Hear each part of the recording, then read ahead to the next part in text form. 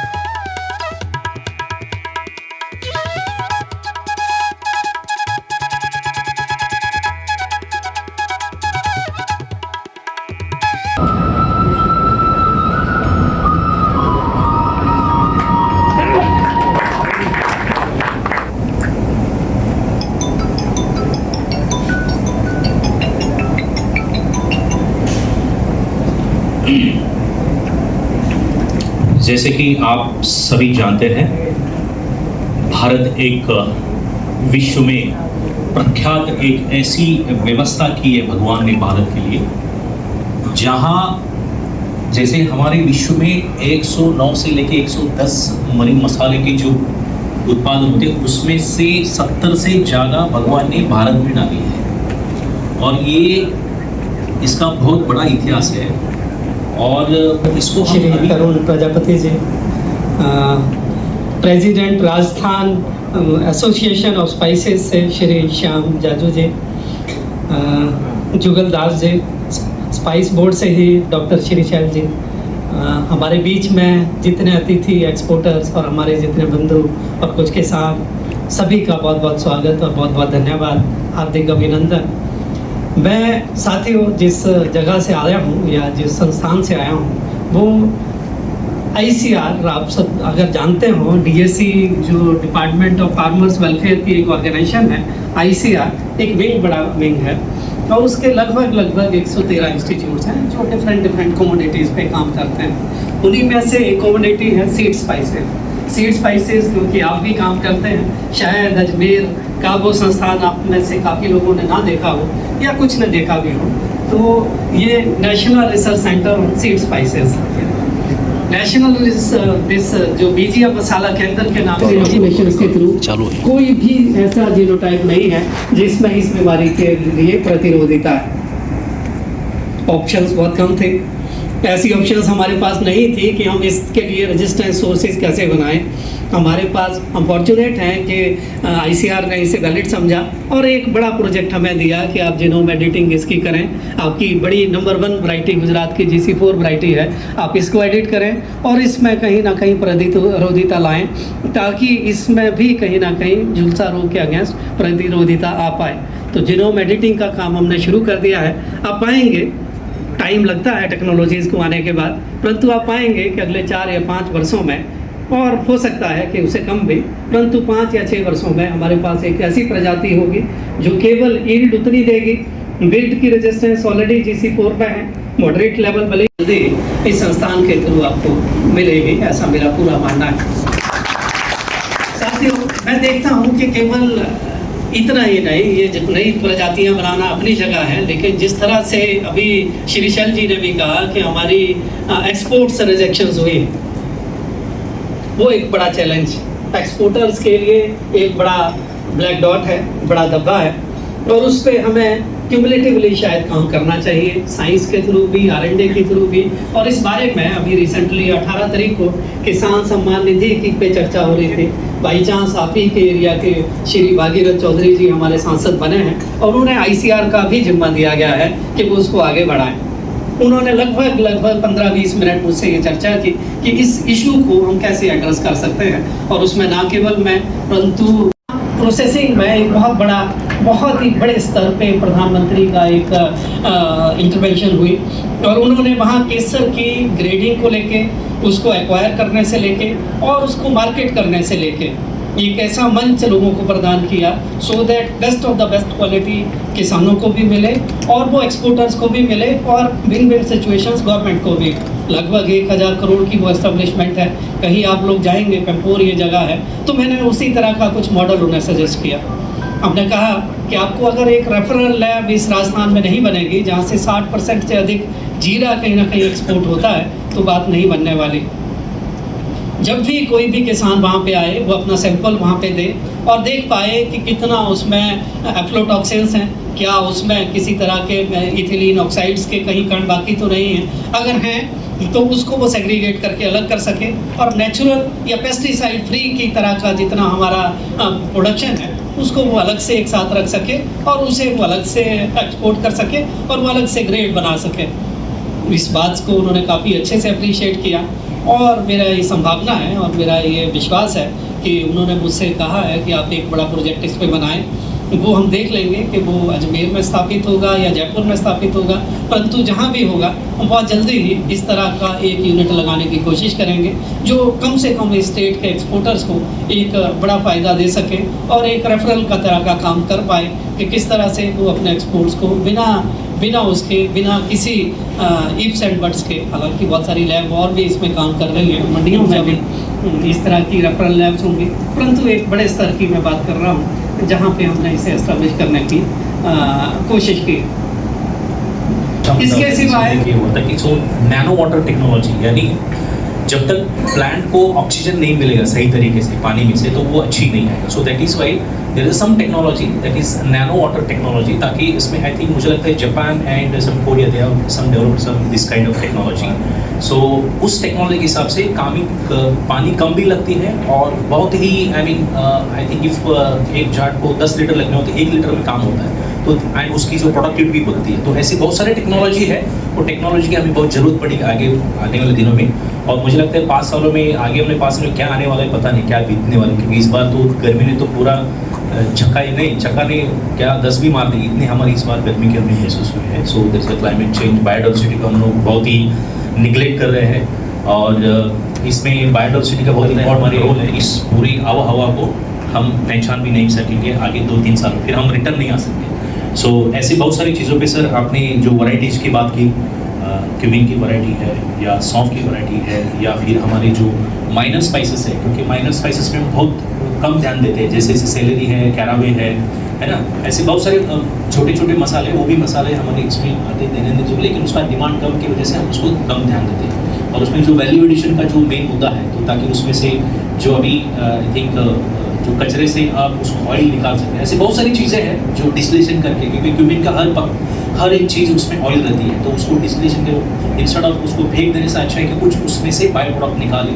तो ऐसे बहुत सारे टेक्नोलॉजी है, उस टेक्नोलॉजी को आप एक अवगत करके जो सेकेंडरी इनकम है हमारी, क्योंकि जब समटाइम्स क्योंकि बारिश की वजह से या फिर हवा की वजह से हमारी प्रोडक्शन आगे पीछे होती रहती है, दाम आगे पीछे होते हैं, दाम हमारे एक के लिए नहीं होते, वो पूरे विश्व के लिए होती है। दाम घटते हैं तो सभी के लिए घटती है, एक के लिए नहीं घटती, वो तो हमें कभी उसको ध्यान भी नहीं देना चाहिए। तो सर आपका बहुत धन्यवाद और आपने या प्लीज साथियों, एक और बात मैं शायद सोच के बहुत कुछ नहीं आता है आदमी जब स्टेज पे आता है, तो एक और बात मैं शेयर करना चाह रहा हूँ जो एक्सपोर्टिंग पॉइंट ऑफ व्यू से इम्पोर्टेंट है कि बहुत जल्दी ही हम लोग GI टैग लेना चाहेंगे बहुत सारी क्रॉप्स को लेके, जिसमें चाहे क्यूमिन, बाड़मेर का क्यूमिन हो, चाहे सिरोही मेथी हो, चाहे नगौरी मेथी हो, इनको लेके हम लोग प्रोसेस में हैं और कहीं ना कहीं आपकी ब्रांड वैल्यू बढ़ेगी जैसे ही आपका GI टैग इनको मिलेगा।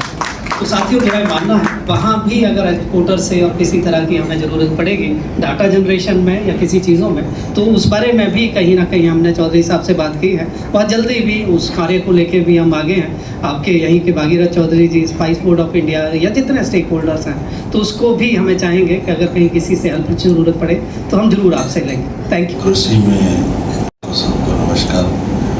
और सामने विराजमान किसान जन जो उत्पादन करते हैं, बहुत अच्छा अपॉर्चुनिटी दी मेरे को आज स्पाइस बोर्ड ने कि मैं कुछ बताऊं यहाँ पे।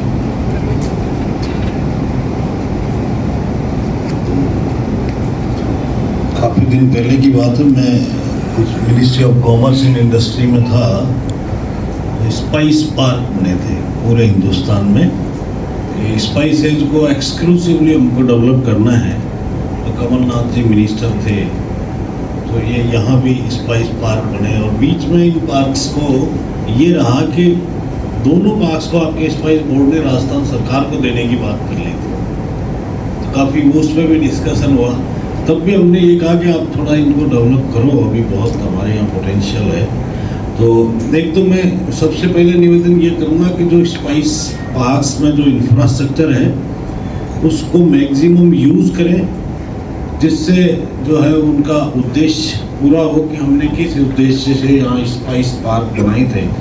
राजस्थान में 2 स्पाइस पार्क है, एक तो रामगंज मंडी है और एक जोधपुर में। जोधपुर बहुत अच्छा जगह है स्पाइसेज के लिए।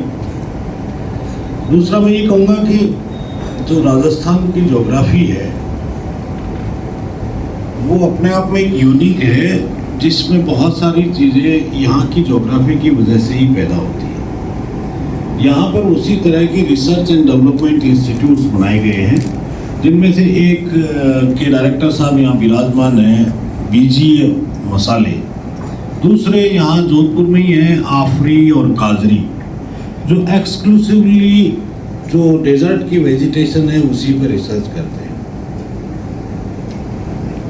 मसाले काफ़ी तरह के हैं, कुछ बीज के हैं, कुछ पान के हैं, कुछ डंठल के हैं, जो भी अलग अलग रिसर्च होती रहती है। एक मैं यहाँ काम करा था, सोजत में मेहंदी है, वो इस काजरी का ही प्रोडक्शन है, काजरी का ही रिसर्च है कि काजरी ने एक ऐसा वेजिटेशन तैयार कि हमको जब ऐसी यूनिक स्पीसीज और यूनिक क्रॉप्स और यूनिक स्पाइसेज हमारे यहाँ हैं, तो हम क्यों नहीं उनका जीआई करा रहे हैं। और मैं आपको पिछले दिनों की बात बताऊं कि जो भारत सरकार के डायरेक्टर जनरल जीआई और पेटेंट्स थे, he was from Jodhpur, mister Ratnu, जो वो यहाँ पूरे हिंदुस्तान के डायरेक्टर जनरल थे जीआई के। और फिर भी हम अगर एप्लीकेशन लगा के नहीं ले पाए, तो हमको अब कोशिश करनी चाहिए कि आपको अगर 10 गाँव में भी कोई किसी क्रॉप का कंसंट्रेशन है और उसकी कोई यूनिक यूएसपी है, तो 721 करोड़ रुपए के मसाले हमने 2023-24 में एक्सपोर्ट किए। कुछ अगर हम इसको और कुछ अच्छे स्कोर्स से क्लासिफिकेशन करेंगे तो हो सकता है और बढ़ जाए, लेकिन मोटा मोटा अंदाज़ा ये है कि हम इतने रुपए के मसाले एक्सपोर्ट कर रहे हैं।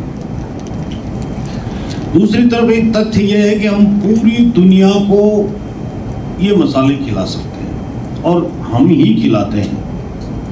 तो जो सप्लाई चेन सिस्टम है उसमें यह है कि हम प्रोड्यूसर हैं और पूरी दुनिया हमारी बायर है, लेकिन हम उनके पास कैसे पहुंचे हैं, ये पूरी सप्लाई चेन सिस्टम है। अब इसमें जो सर्वप्रथम आता है वो होता है कि ग्रेडिंग, उसकी पैकिंग, पैकेजिंग और टेस्टिंग। तो यहाँ काफ़ी समय से टेस्टिंग लैब्स की, टेस्टिंग इंफ्रास्ट्रक्चर की कमी थी। पिछले दिनों भी बजट में भी कुछ डिक्लेयर करने की कोशिश की थी कि हमको टेस्टिंग इंफ्रास्ट्रक्चर बढ़ाना चाहिए, जिससे हम कंप्लीट करके, जैसे अगर मैं हवाई जहाज में बैठूंगा और मेरे को पता है कि 20 किलो की सूटकेस जानी है, तो मैं घर पे अगर वेट मशीन होगी तो मैं 20 किलो तोल के ले जाऊंगा, कम हो रही नहीं। और आपका जो पोस्ट हार्वेस्टिंग पार्ट है, आप हार्वेस्ट करने के बाद जो उसको जहाँ भी ले जाना चाहेंगे उसके लिए जो लॉजिस्टिक कॉस्ट है उसको भी हमको कम करनी चाहिए, जिससे हम कंपटीशन में आ सकें किसी भी और देश के उत्पादों के तुलना में। तो जहाँ तक एक्सपोर्ट का प्रश्न है, हम भी खुश होंगे क्योंकि हमने कुछ जगह पे बीएसएम की है, जैसे एक हमने भरतपुर में की, और भरतपुर में एक नया प्रोडक्ट था शहद, और शहद भी सरसों पे आधारित शहद। तो सरसों और उस पे आधारित शहद, तो हमने वहाँ पर जो सरसों अनुसंधान केंद्र है ICAR का, उसके साथ मिलकर के एक बायर सेलर मीट की, हम बाहर से भी लोगों को लाए। तो उसमें जो शहद में जो कमियां, जो पैकिंग में कमियां, वो सारी उन लोगों ने बताई, जो बायर्स थे उन्होंने, कि हमको इस तरह का इंटरनेशनल ईयर ऑफ स्पाइस एक बार घोषित हो गया, हमारे बड़े साहब मतलब हमारे तलेवर मोदी साहब ने बोल दिया तो सब हो जाएगा। सो क्योंकि हम वी आर मतलब हम मदरलैंड है भाई, मतलब वास्को दी गामा ऐसे ही नहीं आया, ये ब्रिटिश लोग ऐसे नहीं हमारे ऊपर से सब छीन के ले। तो अभी हमारा ये टाइम है, सो ये चीज़ें कर गए ना तो बहुत बड़े इतनी सैलाब आ जाएगा इंटरनेशनल मार्केट में, कोई मतलब इमेजिन नहीं कर सकता सर। तो बिकॉज हस्ती है सर, डायरेक्टर साहब है इधर NRCS से, और PR शर्मा साहब तो कॉमर्स मिनिस्ट्री से जुड़े हैं सर। हमारा निवेदन है, क्योंकि हम भी we are the community, but yes sir, हाँ this is very good initiative. वो मुझे मतलब अभी मैं आई हैव एम्बेसी, मेरे बहुत सारे एम्बेसी में मेरे फ्रेंड्स हैं, US एम्बेसी, उनको भी मैंने बताया, USA से I think I have Philadelphia मेरा एक फ्रेंड है। सो दे वांट, उनको ऐसा नहीं चाहिए कि आप है ना, सी बिजनेस सभी को करना है और कमाना है, हमारे विटामिन एम मतलब हमें विटामिन एम ना मनी सब कमाना है ना, तो हम इसके पीछे बढ़ेंगे, लेकिन उसको कैसे साइंटिफिकली कमाएं। मतलब ऐसा नहीं कि है ना वो जाओ दे दिया और माल अरे दे दो, ऐसा नहीं है। रॉ मटेरियल हमको देना नहीं है, हमको वैल्यू एडिशन करके उसको पैसा कमाना है और इंडिया को आगे लेके जाना है। और जो हमारी जो अभी की जो स्पाइस एक्सपोर्ट हुआ है $10 बिलियन का, वो हमारा टारगेट है, वो तो उसको आई थिंक पहुंच जाएंगे। तो thank you very much sir, आपने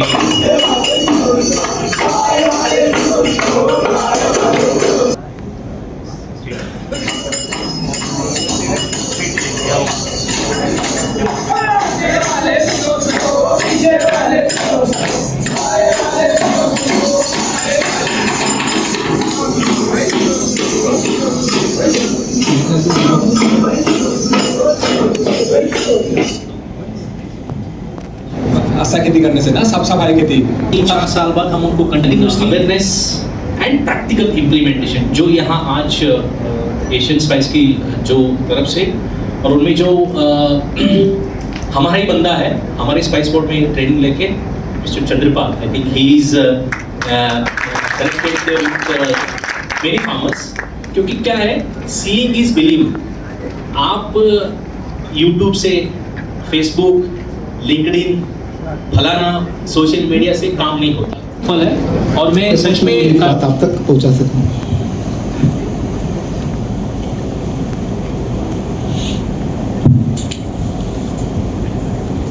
जैसे भी शैल सर ने बोला है, शैल सर और जुगल सर और हमारे भागीरथ जी का, इनका बहुत अच्छा टीम है।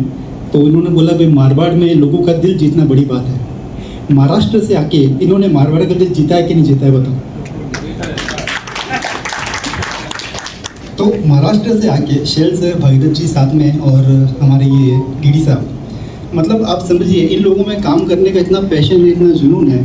मैं काफ़ी टाइम से स्पाइस पार्क में हूँ, वहाँ पे काफ़ी टाइम से जो स्पाइस पार्क का फैक्ट्री वर्क सब मेरे पास में है, और मैं काफ़ी टाइम से देख रहा हूँ। मुझे लगता है पिछले 3 सालों में जो काफ़ी लोग मेरी बात से सहमत होंगे, पिछले 3 सालों में जब से डीडी सर और शैलेश सर आए हैं, तब से इन्होंने इस तरह के काफ़ी सारे प्रोग्राम किए हैं। मेरे को भी 2-3 प्रोग्राम में जाने का मौका मिला है। तो एक बार इनके लिए आप जोरदार तालियां बजाते। शर्मा जी ने जैसा बताया था कि जैसे स्पाइस पार्क में क्या हो रहा है, उसको डेवलपमेंट करना चाहिए।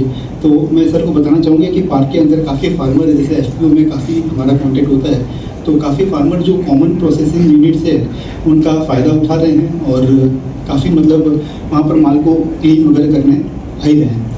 इसके अलावा जैसे आपने जो एक्सपोर्ट बढ़ाने की बात कही थी कि जो एक्सपोर्ट हम लोग कैसे बढ़ाएंगे, क्या करेंगे, तो मुझे राजमहल को छोड़कर रघुकुल वहाँ पर जाना पड़ता था जहाँ पर वो पढ़ाई कर सके।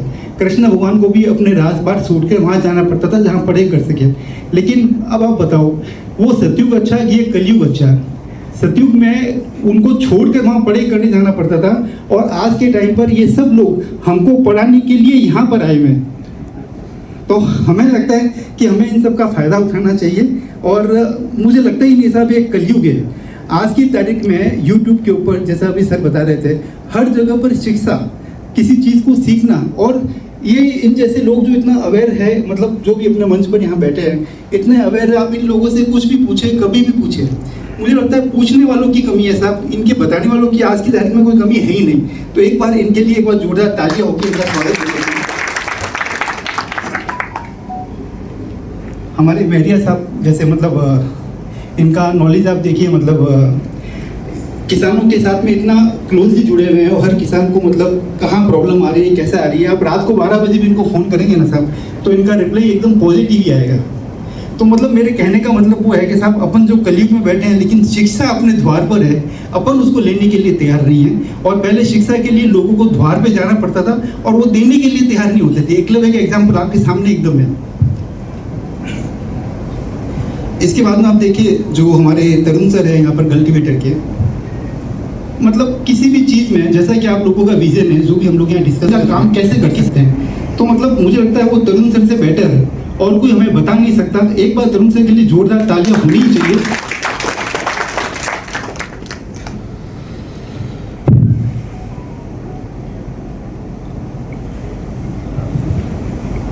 इन सबके लिए मैं एक से 4 लाइन बोलना चाहूँगा कि जब हम लोग स्कूल में जाते थे सर, तो हमें सिखाया जाता था कि जो गर्मी होती है वो अभी जून के महीने में पड़ती है। फिर थोड़े बड़े हुए मालूम पड़ा कि गर्मी जो है वो ऊन में होती है, और थोड़े कॉलेज गए मालूम पड़ा गर्मी खून में होती है। इनको लोगों को देख के लगता है ऐसा, गर्मी ना जून में होती है, ना ऊन में होती है, ना खून में होती है, गर्मी आप जैसे लोगों के जुनून में होती है। प्रेसिडेंट के रूप में हमारी जो एसोसिएशन है, इसके बारे में मैं आपको 1 मिनट का ब्रीफ करना चाहूँगा। राजस्थानी एसोसिएशन ऑफ स्पाइसेस अभी हमने 2 साल पहले ही फॉर्म किया था, जिसमें राजस्थान के जितने भी सीड स्पाइसेस है, जीरा, धनिया, सौंफ, मेथी, कसूरी मेथी, मस्टर्ड, इन सब के जितने भी ट्रेडर है, प्रोसेसर है, और जो फैक्ट्री यहाँ पर लगी हुई है, ये सब हमारी एसोसिएशन के राजस्थान के मेंबर है। और हमारी एसोसिएशन का मेन उद्देश्य ये है कि राजस्थान से व्यापार को कैसे बढ़ाया जाए, राजस्थान से व्यापार को हम लोग कैसे बढ़ाएं। आज चोपड़ा साहब बैठे हैं हमारे A1 वाले, इनका आप देखिए, मतलब इनका ब्रांड इतना अच्छा सेटअप है पाली के अंदर। अभी हमारा डिस्कशन चल रहा था पाली को हम लोग कैसे आगे बढ़ा सकते हैं। तो मुझे लगता है राजस्थान के अंदर व्यापार की बहुत पोटेंशियल है, हमें ज़रूरत है। इसके सिलसिले में हम लोग हर साल एक सेमिनार कंडक्ट करते हैं। शैल सर और सर तो हर बार आते ही हमारे यहाँ पे, जिसमें हम लोग बाहर से, राजस्थान के बाहर के जो सीड स्पाइसेस के बायर हैं, जैसा कि सर बता रहे थे कि हमें इस तरह की कोशिश करनी चाहिए, तो हमारा एसोसिएशन उस कोशिश को कर रहा है। और हम लोग सेमिनार में जितने भी राजस्थान के बाहर के सीड स्पाइसेस के जो बायर हैं, उनको पूरे मान और सम्मान के साथ में यहाँ बुलाते हैं, और यहाँ के किसानों से और यहाँ के व्यापारियों से, यहाँ के इंडस्ट्रीज से उनको इंट्रो कराते हैं, उनकी प्रॉब्लम को समझते हैं कि बाहर को क्या चाहिए, और हम लोग यहाँ पर उन चीज़ों को कैसे तैयार कर सकते हैं। कि जितने भी ये छोटी बड़ी इंडस्ट्री जिन्होंने भी खोला है राजस्थान से, उनका टर्नओवर बहुत ही अच्छे लेवल पर पड़ा है, ऐसा हमारे पास में रिपोर्ट है। इसके बाद में जैसे सर बता रहे थे, हम लोगों ने 2 साल जो सेमिनार किया था, तो उसमें हम लोगों ने कसूरी मेथी, जैसा अभी सर बता रहे थे हमें, तो कसूरी मेथी के ऊपर बिफोर लास्ट ईयर जयपुर के अंदर हम लोगों ने उसके ऊपर पूरा प्लान किया था, और किसानों को अवेयर किया था कि कसूरी मेथी भी हम लोग इजीली ग्रो कर सकते हैं। वहाँ पे बागरत सर भी थे, और उन्होंने जो एडवाइस किया कि भाई कसूरी मेथी को हम लोग इस तरह से ग्रो कर सकते हैं। तो पहले कसूरी मेथी सिर्फ एक नागौर का प्रोडक्शन था, और मैं बताऊं 2 साल के अंदर जब से हमारे एसोसिएशन, जो मेरे को समझ में आया, अभी तक जो हमारा एसोसिएशन है वो सिर्फ काम कर रहा है ये बिजनेसमैन के ऊपर, ट्रेडर के ऊपर, और जो प्रोसेसिंग यूनिट लगाया उनके ऊपर। अभी मुझे लगता है हम लोग एक प्रपोजल डालेंगे जिसमें हम लोग किसानों को भी हमारे एसोसिएशन का मेंबर बनाने का प्रपोज करेंगे, और 1-2 महीने में हम लोग प्लान करेंगे कि राजस्थान के किसान भी और जो FPO वगैरह है वो भी हमारे एसोसिएशन से ज़्यादा जुड़ सके, ताकि राजस्थान के बाहर के जो व्यापारी है, जो बायर है, जो एक्सपोर्टर है, वो जब हमारे यहाँ पर आए तो हम लोग किसानों को उनके साथ में इंट्रो करा सकें।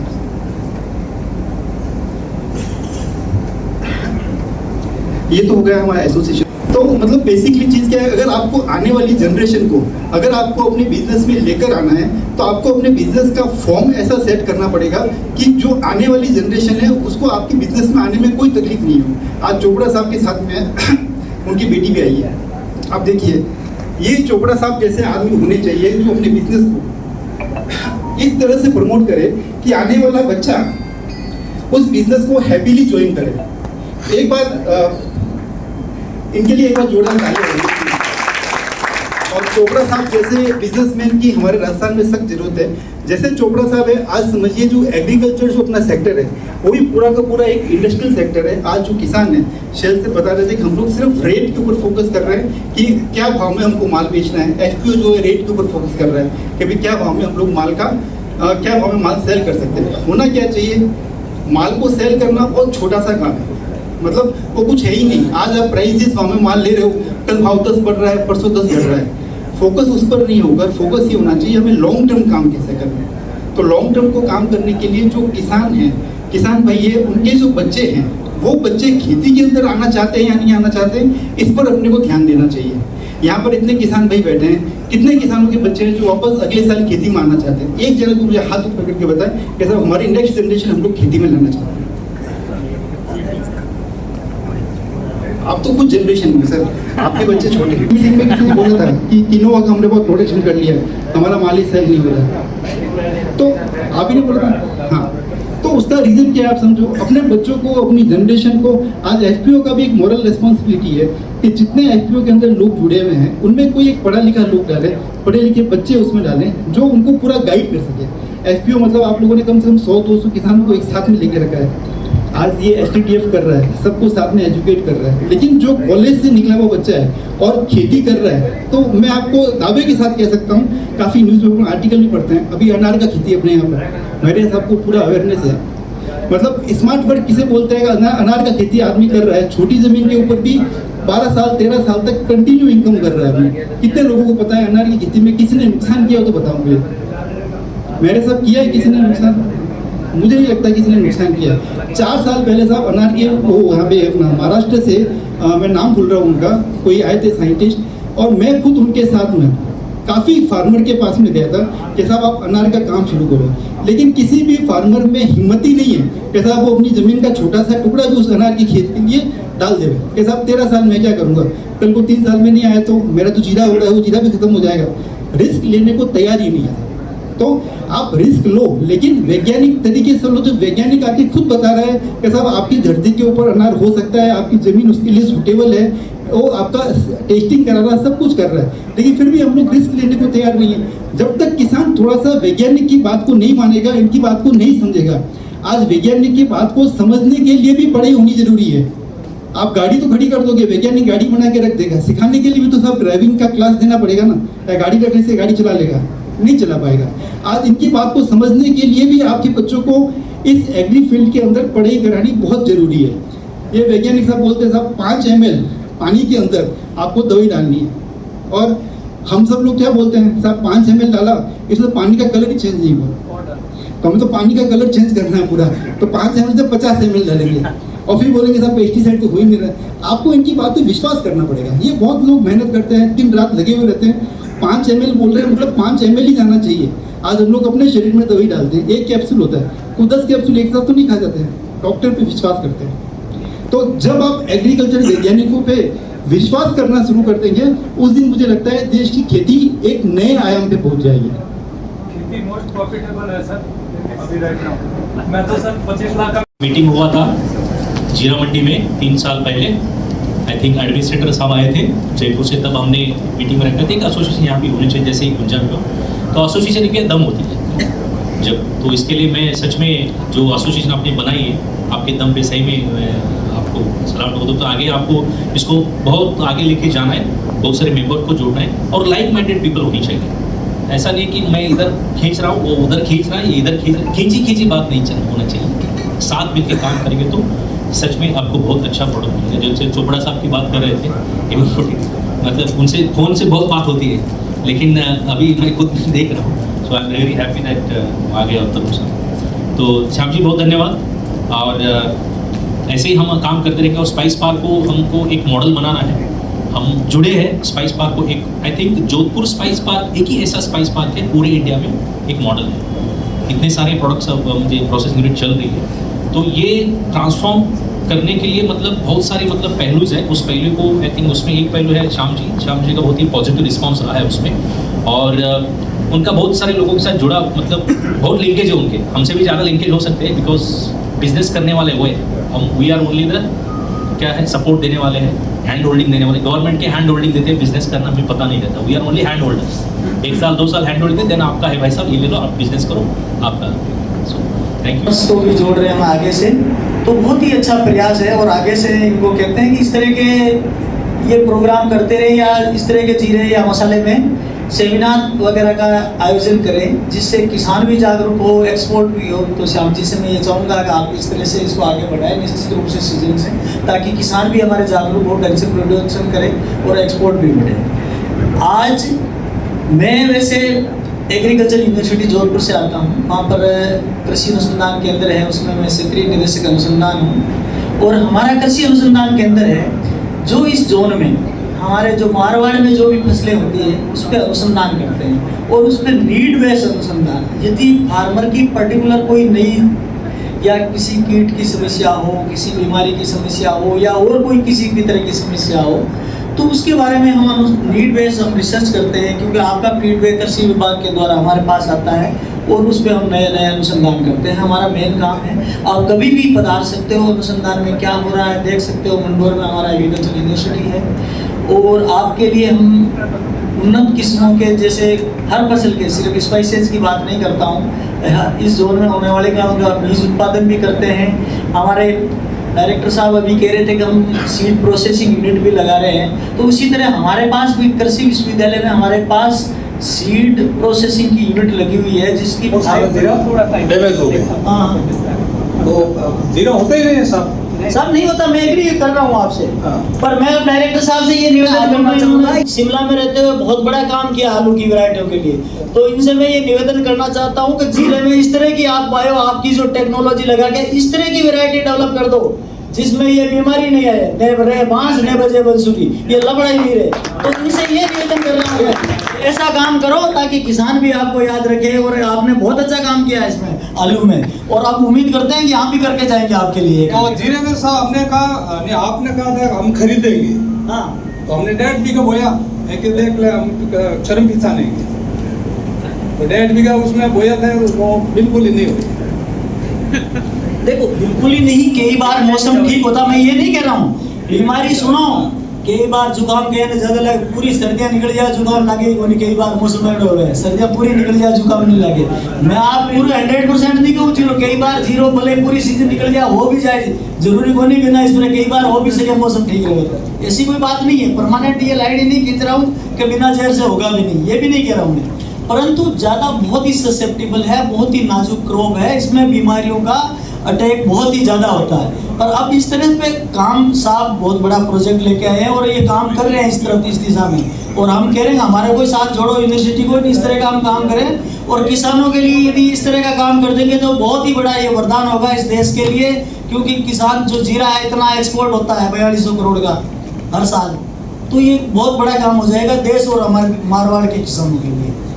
तो और जीरे का फिर जो ज़्यादा जो अपन पेस्टिसाइड यूज कर रहे हैं, इसका असर अभी देखा ही होगा आपने, अखबारों में देखा होगा, थोड़े दिनों पहले आया था कौन से जो मसाले के जो मार्केट में अवेलेबल है, जयपुर में छापे पड़े, कहाँ पड़े, और दूसरी कंट्री में भी अभी बता रहे हो, हांगकांग, सिंगापुर, वो सब में जो है अपने एथिलीन ऑक्साइड के कारण जो भी हमारा जो उन्होंने बैन कर दिया है, शायद नेपाल ने भी शायद बैन कर रहे हैं इस तरह। तो इस तरह का अपन को भी, किसानों को भी अवेयर रहना चाहिए कि यदि अपने को सस्टेन या लंबा चलना होगा, यदि जीरे की खेती लंबी करनी होगी, ऐसे नहीं होगी एक बार सोना का अंडा देने वाली मुर्गी को काट दिया जाए। यही आदत है कि सोने के अंडा देने वाले को एक साथ ही अंडे निकाल देते हैं, सबकी यही रहती है। बहुत ही ज़्यादा यूज करते हैं, जुडिशियस यूज कोई नहीं करता, सब जगह स्प्रे जो भी इन फसलों में है, और जहाँ बिलाड़ा है, जैतारण है, उसमें आप सब लोग मास्टर हैं। हम लोग साल का मुश्किल से 300-400 टन स्पाइसेस एक्सपोर्ट करते हैं, लेकिन जितनी भी स्पाइसेस हम लोग एक्सपोर्ट करते हैं वो सारी मेडिसिन्स में जाती हैं। सो स्पाइस का एक फूड वर्टिकल तो है जी, हमारे खाने में काम आ रही है, लेकिन दूसरा सबसे बड़ा इसका यूज़ है मेडिसिन के अंदर में। तो हमारे लिए सबसे बड़ी बात ये कि हमारा जन्म भारत में हुआ और हम लोग भारतवर्ष से ऐसी जो है स्पाइसेस को एक्सपोर्ट कर रहे हैं जो दुनिया में कोई ग्रो नहीं कर सकता। आज ब्लैक पेपर देखा जाए तो हमसे आधे रेट में वियतनाम बेच रहा है। हम लोग जितने रेट में बेचते हैं, सबको पता होगा, यहाँ सरसों सगरी से आए हुए सौरभ जी, हमसे आधी रेट में वियतनाम बेच रहा है। लेकिन जो उसके अंदर में ऑलियो रेजिन कंटेंट होने चाहिए, जिसकी वजह से उसकी प्रॉपर्टीज़ है, उसकी वैल्यू है और वो अपना काम करती है शरीर में जाके, वो नहीं है। तो ऐसे जीरा, इजिप्ट में देखिए दुनिया भर का जीरा होता है, लेकिन सर बता रहे थे कि जो वहाँ की जीरे की साइज़ अब देखें तो हमारे जीरे से आधी साइज़ का होता है और बहुत सारा जीरा वहाँ से हमारे यहाँ आता भी और बिकता भी है इंडिया में। जब जैसे जीरे का भाव बढ़ गया था पिछले साल बहुत ज़्यादा, तो बहुत इम्पोर्ट हुआ जीरे का, लेकिन जो उसमें खुशबू है, जो उसमें उसको देखने का जो उसका रूप रंग है, उसके गुण धर्म है, वो उसमें कुछ नहीं है। सेम स्पीशीज से बिलोंग करता है, सेम जीनस है, लेकिन उसमें वो गुण धर्म नहीं है। तो उसको हम खा भी लेंगे तो उसकी जो बेनिफिट है, हेल्थ बेनिफिट, चाहे स्पाइस रूप में खा रहे हैं, वो नहीं मिलते हैं। स्पाइसेस तो कम होती हैं, हर्ब्स ज़्यादा करते हैं। तो कोई भी हमारा कभी भी आज दिन तक रिकॉर्ड रहा है 30 सालों में, एक भी प्रोडक्ट रिजेक्शन नहीं आया है। और जब से ये प्रॉब्लम ज़्यादा चलने लगी हैं, तब भी हम लोग टेस्ट करते हैं कि भाई किसी तरह से अपने को कोई भी कंट्री का नाम खराब नहीं होना चाहिए, थोड़े से अमाउंट के लिए, थोड़े से पैसे के लिए कि हमें पैसा मिल रहा है तो हम भेज दें कुछ भी और बाद में देश का नाम खराब हो, ऐसा कभी नहीं होना चाहिए। तीसरा वर्टिकल जो हमारा है फार्मिंग वर्टिकल, तो सेव द नेचर से 2-3 रिप्रेजेंटेटिव यहाँ बैठे हैं। Save the nature international private limited करके हमारे फार्मिंग वर्टिकल है, जहाँ पे हम लोग 5000 से ज़्यादा किसानों के साथ में हिंदुस्तान में, भारतवर्ष में काम कर रहे हैं और काफ़ी सारी हर्ब्स के ऊपर में हम लोग काम करते हैं। और हम लोग ऑर्गेनिक तो करते ही हैं, उसके साथ में फेयर ट्रेड भी सर्टिफाइड है। तो ऑर्गेनिक का जैसे सर बता रहे थे कि भी 20% आपको ज़्यादा मिल जाएगा, तो शायद अगर वो फेयर ट्रेड सर्टिफाइड है आपको 10% एक्सेस मिल जाएगा, तो 30% बेनिफिट हम लोग देते हैं। तो इसी तरह से जो भी ऑर्गेनिक और फेयर ट्रेड सर्टिफाइड फार्मर्स हमसे जुड़े हुए हैं, तो वो कभी भी इधर उधर कहीं मूव होने का उनको सोचना ही नहीं पड़ता है, क्योंकि जो मार्केट प्राइस है उससे उनका सीधा 30% अब हमारी कंपनी जाके अपफ्रंट परचेज कर लेती है उनके फार्म से, और पूरा का पूरा ट्रांजेक्शन हमारे यहाँ, कोई भी हमारे यहाँ से उसका अपोजिशन नहीं हुआ है। तो फार्मर के लिए ये मना हो गया कि अब वो नीम भी नहीं डाल सकता, जो कि हमारे लिए बड़ा अच्छा चीज़ थी। दूसरी चीज़ हम लोग बात करते हैं कि बायोडाइवर्सिटी की, कि हमें मोनोक्रॉपिंग एक फसल नहीं लेनी चाहिए, जीव जंतुओं को, पशु पक्षियों को, सबको साथ में रखना चाहिए, तो बायोडाइवर्सिटी एक मेंटेन होगी। लेकिन वो बायोडाइवर्सिटी जब हम मेंटेन करने जाते हैं तो हमें बहुत सारे पेड़ पौधे लगाने पड़ते हैं आपके खेत में, तो हमारे लिए बड़ी समस्या हो जाती है। जैसे एंथ्राक्विनोन्स, एंथ्राक्विनोन्स को यूरोपियन यूनियन ने 2019 में पेस्टिसाइड की लिस्ट में ले लिया। तो सबसे पहले मैं पहुंच गया था एपेडा में, मैंने कहा कि इसके अगेंस्ट में आप कुछ थोड़ा सा रिप्लाई करो, लेकिन शायद गवर्नमेंट बॉडी है, उनका प्रोसीजर एक अपना रहता है कि वो डायरेक्ट कम्युनिकेट नहीं कर पाते होंगे या जो भी, लेकिन उसके अगेंस्ट में कोई काम नहीं हुआ। क्योंकि आज हमारे यहाँ सेना है, तो ये उसी फैमिली का प्लांट है जिसमें एंथ्राक्विनोन ग्लाइकोसाइड होते हैं, या अमलतास का पेड़ लगा रहे हो या केसिया की कोई भी स्पीशीज लगा रहे हो, सबके अंदर आपके ये कंपाउंड होते हैं। अब उसकी पत्तियां गिरी, उसके फूल गिरे, उसका फल गिरा, आपने पास में जीरा सौंफ कुछ भी लगा रखा है, उसने एब्जॉर्ब कर लिया, उसने ले लिया, क्योंकि जमीन के अंदर क्या चल रहा है किसी को नहीं पता है।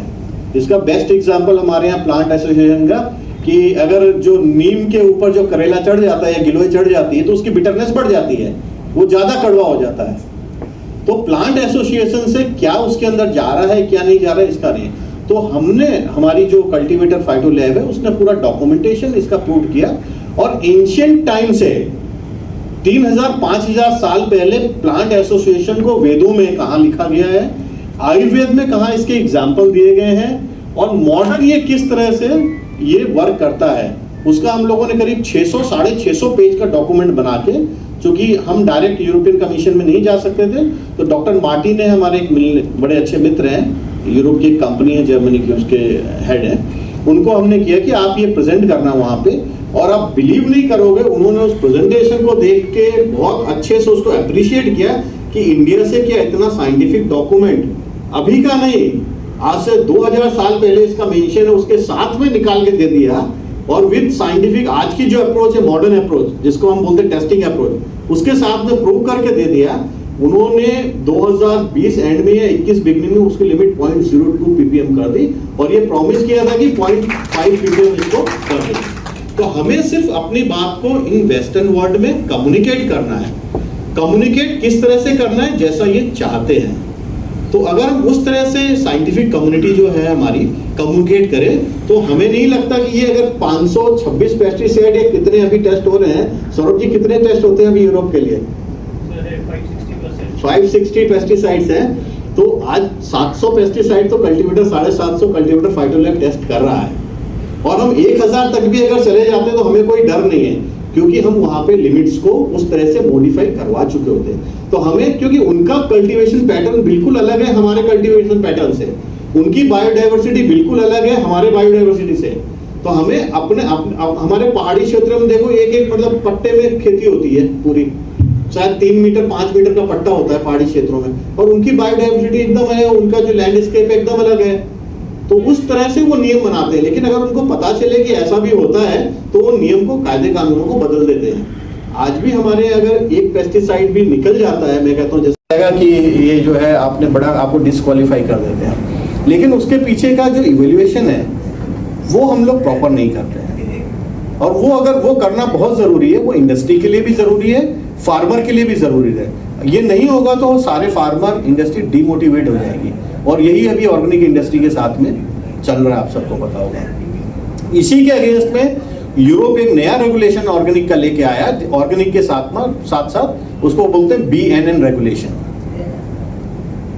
उसमें अगर आपका एक पेस्टिसाइड लिमिट से डबल भी निकल गया, आपको घबराने की जरूरत नहीं है, वो एज ए ऑर्गेनिक कंसीडर किया जाएगा। 2 निकल गए तो भी घबराने की जरूरत नहीं है, it will be considered as a organic.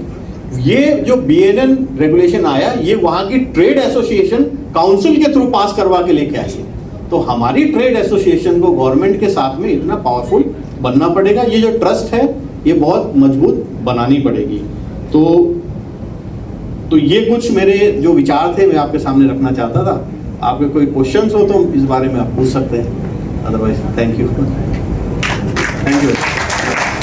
Sir machines बहुत कॉस्टली बताई, हाँ। फार्मर के लिए रेट्स सैंपल की भी बहुत हाई तो नहीं है? नहीं, देखिए प्रोसेसिंग करना एक अपने आप में अलग हो जाता है, क्योंकि हमें उनके हिसाब से देना है, और जब हमें कंट्री को रिप्रेजेंट करना है तो चाहे वो फार्मिंग है चाहे वो प्रोसेसिंग है, हमें उनसे एक स्टेप आगे रहना पड़ेगा, तब वो आपको सल्यूट करेंगे और आपकी बात को मानेंगे। चाहे वो फार्मिंग में भी आ रहे हैं, और फार्मिंग में अगर आपका नॉलेज और आपका फार्म उनके फार्मिंग स्टैंडर्ड से एक स्टेप अप है, तो वो आपसे बिना कुछ कहे आपकी शर्तों पे आपके हिसाब से चलेंगे। तो आज अपन उस सिचुएशन में पहुंच गए हैं कि वो हमारे हिसाब से चलें। एक दो लैब से मैंने ये मांगी थी कंट्री वाइज जो लिस्ट ऑफ पेस्टिसाइड्स जो उनके क्राइटेरियाज हैं, मुझे नहीं मिले। क्या? हाँ, लेबोरेटरी के, जैसे मैं यहाँ बैठा था तो मेरे को लगा यहाँ लेबोरेटरी की नीड है, जहाँ पे कुछ क्वेश्चंस लेबोरेटरी में होंगे, तो मैंने 2 लोगों को लैब से कॉल किया है, लैब डिवीजन से। So they are sitting here cultivator phyto lab से, सो आप उनसे कम्युनिकेट कर सकते हैं और वो आपको तुरंत जो है प्रोवाइड लिस्ट ऑफ कंट्रीज सारी चीज़ें भेज दी। कमेटी के लिए आपने बोला कि कंट्री वाइज पेस्टिसाइड की, इसमें किसी तरह का फार्मर हेल्प आपको गवर्नमेंट को कन्वे करने के लिए बहुत जरूरी है सर। ये जो है ये सभी का इसके अंदर जो एक ऐसी कमेटी हो जो ब्रेनस्टॉर्मिंग के लिए बने, क्या चैलेंज फार्मिंग पे आ रहे हैं, क्या उनके चैलेंज है, उसको कैसे रिजॉल्व किया जाएगा, प्रोसेसिंग में क्या चैलेंजेस है और एक्सपोर्ट में क्या चैलेंजेस है, ये सारे चैलेंजेस को कंसीडर करते हुए तब जाके अपन कंट्री को आगे एज ए सभी जो है ये मतलब सभी लोग मिलकर कंट्री को आगे ले जा पाएंगे। It is not a individual task, क्योंकि जैसे कई अनएक्सपेक्टेड फैक्टर्स होते हैं, आपको पता है जो जादू साहब एक्सपोर्ट कर रहे हैं, जो भी एक्सपोर्ट कर रहे हैं, अभी एकदम से कंटेनर के प्राइसेस शूट हो गए, डबल हो गए।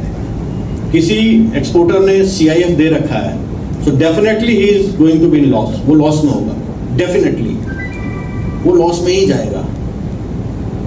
तो उस केस में क्या होना चाहिए कि गवर्नमेंट ऑफ इंडिया को इनिशिएट करके हेल्प करनी चाहिए एक्सपोर्टर्स की, जैसे कि दूसरे सारी दुनिया में हेल्प हो रही है।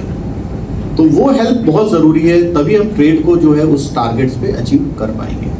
और कई जगह मैं कहूँगा कि स्पाइस बोर्ड की हमेशा, मैं तो कहूँगा ये दोनों जो हमारे पास में राम और हनुमान की जोड़ी है यहाँ स्पाइस बोर्ड में, तो ये मतलब रात दिन लगे हुए हैं। और मैं मेरा एक उदाहरण देता हूँ, हमारा एक कंटेनर यहाँ से गया था, सर को भी पता है।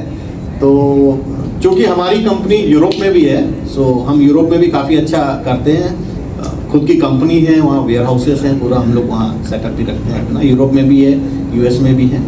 तो हमारा एक कंटेनर यहाँ से गया था, तो वो मेरे ख्याल से कोई इटालियन पोर्ट पे है, इटालियन पोर्ट था शायद, मेरे ख्याल से थेसलनिकी पोर्ट पे, थेसलनिकी पोर्ट पे हमारा जो एक कस्टम क्लियरेंस होकर निकलना था आगे यूरोप के अंदर में, तो वो कंटेनर वहाँ पे सिर्फ एक हेल्थ सर्टिफिकेट जो सब इशू करते हैं वो रुक गया। तो उनके पास जो आज दिन तक हेल्थ सर्टिफिकेट पहुँचे वो 2 सील के पहुँचते थे, एक राउंड सील और एक स्क्वायर सील, जिनके ऊपर सर के साइन होते थे। उन्होंने सर ने एक ही सील लगा दी थी, क्योंकि it is a common seal. हमारे चाहे राउंड लगा दो, इट इज़ गवर्नमेंट की सील है, राउंड लग जाए चाहे स्क्वायर लग जाए, it doesn't make any sense, कोई भी चेंज नहीं होता। लेकिन उन्होंने इस चीज़ को पकड़ लिया, उस चीज़ को पकड़ लिया, तो अब वो तुरंत जो उन्होंने क्वेरी रेज करनी शुरू करी, तो सर ने तुरंत, मतलब सर यहाँ नहीं थे, लेकिन मैं तो मतलब बहुत सैल्यूट करता हूँ सर को। बॉम्बे में सर ने कहा कि सर छुट्टी थी उस दिन मेरे ख्याल से, रात को 2 बजे इन्होंने साइन करके डॉक्यूमेंट, इतना सपोर्ट एक गवर्नमेंट एम्प्लॉय से मिलना, मतलब it is impossible, not impossible, लेकिन सर ने दिया और वो साइन करके दिया, लेकिन रात को 2 बजे। उसके बाद में भी आप देखो, चूंकि उनके सिस्टम में जो चीज़ें थी वो इनके सर के हेड ऑफिस की सारी रिफ्लेक्ट हो रही थी, कोचीन ऑफिस की। और आप देखो कि उनके जो सेंट्रल सिस्टम्स हैं जहाँ सर्वर पे मेल जाते हैं, वहाँ से कोई रिप्लाई नहीं जा रहा। 15 दिन तक ये मामला चलता रहा और वहाँ से कोई रिप्लाई नहीं जा रहा, कम्युनिकेशन भी बहुत हुआ, एंड में वहाँ से कोई सॉल्यूशन नहीं निकला, जबकि सर ने इतना यहाँ से सबको फ़ोन किया, वहाँ पे भी मतलब लगे हुए रहे, लेकिन हेड ऑफिस से एक एक्सपोर्टर को सपोर्ट नहीं मिला। फिर हाई कमीशन में मेरे कुछ मिलने वाले लगे हुए थे, तो मैंने वहाँ पे हाई कमीशन में कहा, मैंने कहा वो अपना शिपमेंट रुका हुआ है यार, थोड़ा उसको देखना। तो फिर उन्होंने जो है हाई कमीशन से कह के 24 घंटे में वो शिपमेंट को वहाँ से रिलीज़ कराया, लेकिन स्पाइस बोर्ड हेड ऑफिस ने उस पर कोई भी जो है ना प्रॉपर उनको रिप्लाई नहीं दिया। तो कहीं ना कहीं हमें जो गवर्नमेंट बॉडीज़ हैं ना, उनको एक्सपोर्टर्स के लिए फ्रेंडली, कुछ बॉडीज़ जो लोकल बॉडीज़ जो हमसे कम्युनिकेट कर रही हैं डेली, दे आर मतलब आउटस्टैंडिंग परफॉर्मेंस। लेकिन जहाँ सेंट्रल की बात आ जाती है, जहाँ एक न्यूक्लियर हब आ जाता है, वहाँ से उनके पास रिस्पॉन्स नहीं पहुँचता है। तो इसमें लॉसेस किसका होता है? कस्टमर का। आज आपका अगर 20 दिन कंटेनर, 25 दिन कंटेनर, 1 महीने कंटेनर पोर्ट पे पड़ा है, तो आपके पैसे लग रहे हैं डेली के 2000, 2000, 3000 जो भी रखने हैं, वो डॉलर्स आपके लग रहे हैं। सो एट द मोमेंट क्या होगा, आपका कंटेनर रिलीज होकर पहुंचेगा, you will be selling in the loss again, you will be in the very big loss. तो इन चीज़ों से शायद हमें ओवरकम आने की, और इसमें गवर्नमेंट इंस्टीट्यूशंस को, प्राइवेट इंस्टीट्यूशंस को, सबको साथ में आने की बहुत ज़रूरत है, तभी ये काम हम सब मिलकर साथ में कर पाएंगे। से थोड़ा कमर्शियल हो या फिर ये थोड़ा साथ मिलना चाहिए, तो आईटीसी को मैं निवेदन करना चाहता हूँ। और नेट स्पाइस में विकी व्यास जी और उनके साथी आए हैं। नेट स्पाइस एक बहुत एमएनसी कंपनी है नेदरलैंड से, it's one of the biggest company. और उसके साथ मिस्टर संदीप, मेरा फ्रेंड है ओलम से, लेकिन वो संदीप कोच्चि में है। ओलम आपने सुना होगा, that is also one of the MNC. उनकी बहुत सारे आईसीएस है, कुरिएटर में काम करते हैं, जीरे में काम करते हैं, सब जगह। और राकेश जैन जी है, राकेश, उनके वजह से ओम जी आए हैं, और उनके सीईओ साहब भी है। आई थिंक उनका कार्ड दिया है मुझे अभी जस्ट, मिस्टर क्या है, लोकेश धनवंतरी जी, आरके इंडस्ट्री, जो जोधपुर का बहुत बड़ा, आई मीन वो भी एक्सपोर्ट करते हैं यूएसए और यूके। उनका हर रोज आई थिंक हर रोज मैं देखता रहता हूँ। अभी उनका वो अभी भी बोल रहे थे, सर मुझे हेल्थ सर्टिफिकेट दो, मेरे पास शाम को दे दूंगा भाई साहब, अभी मैं मीटिंग में हूँ, 2 हेल्थ सर्टिफिकेट रुके हैं तो दे दूंगा। और उसके बाद जैनुद्दीन जो जनता ग्लोबल से मित्र पांडे जी आए हैं। हाँ बेटे पांडे जी, हाँ इधर बैठे हैं। आई थिंक जनता ग्लोबल है, उंडू में अच्छा काम करते हो, आईपीएम में काम करते हैं, उंडू और रेस्क्यू एरिया में अच्छा काम करते, जीरे में और इसमें। वो भी आई थिंक जयतर जुड़े हुए, आई थिंक सैंपल लेके गए हैं शायद लोमेटी बेलकला से आए थे कोई, ऐसे मुझे सुना। और उसके बाद Mister Sachin Kumar ji, I think D हैट से आए हैं। सचिन जी आई थिंक हमारे बीच में थे, वो पहले वैल्यू यूनिट्स में थे और डी हैट में है, वो भी एक्सपोर्टर्स है, एंड उनका भी योगदान है हमारे बीच में। हमने मल्हार पटेल करके ओंकार और से उनको बुलाया था, वो हमारे बीच में नहीं है, वो कुछ किसी वजह से। ईवीटी को हमने बुलाया था, अशोक नारायण, वो बोले कि देयर आर सम प्रॉब्लम्स, तो he will not come in. I think Nestle से आए हैं प्रदीप जी। नेस्ले, आपको पता है नेस्ले कितनी बड़ी ब्रांड है? नेस्ले के हर प्रोडक्ट्स आप खाते हैं ना, तो हमारे बीच में इतने बड़े मतलब एक्सपोर्ट या बड़ी ब्रांड हमारे बीच में है। तो जो इसके बाद जो बड़ा पूरा नेटवर्किंग है, आपको कि राउंड टेबल इसलिए बनाए कि आप उनसे मिलना है, क्या आप मतलब प्रोडक्ट करते हैं कौन से किसान, और आप एफपीओस आके उनको सब नेटवर्क करके आपको ये डीलिंग करनी है इसके बाद, खाना खाने के बाद, है ना। फिर तरुण जी को मैं बताने की जरूरत नहीं, कल्टीवेटर हमारे बीच में प्रजापति जी बैठे हैं। और अमेजन ग्लोबल से हमने बुलाया था, लेकिन वो किसी कारण से नहीं आए, मिस्टर अशोक जी शराब अमेजन ग्लोबल से, और वो भी, उसका भी हमने डिटेल्स दिया इसमें। आनंद शर्मा जी मैच का ऐसे उधर बैठे हैं, वो नया ऑर्गेनिक में काम करते हैं, एक्चुअली वो यहीं के हैं लेकिन गुजरात में उनका अभी अच्छा सेटअप किया है। और Mister Satish Mishra ji, I think Jaipal, actually DS group को बुलाया था मैंने, लेकिन वो किसी कारण से नहीं आए। जो कैच मसाला है ना डीएच नोएडा की, वो I think there some issues, वो नहीं आए।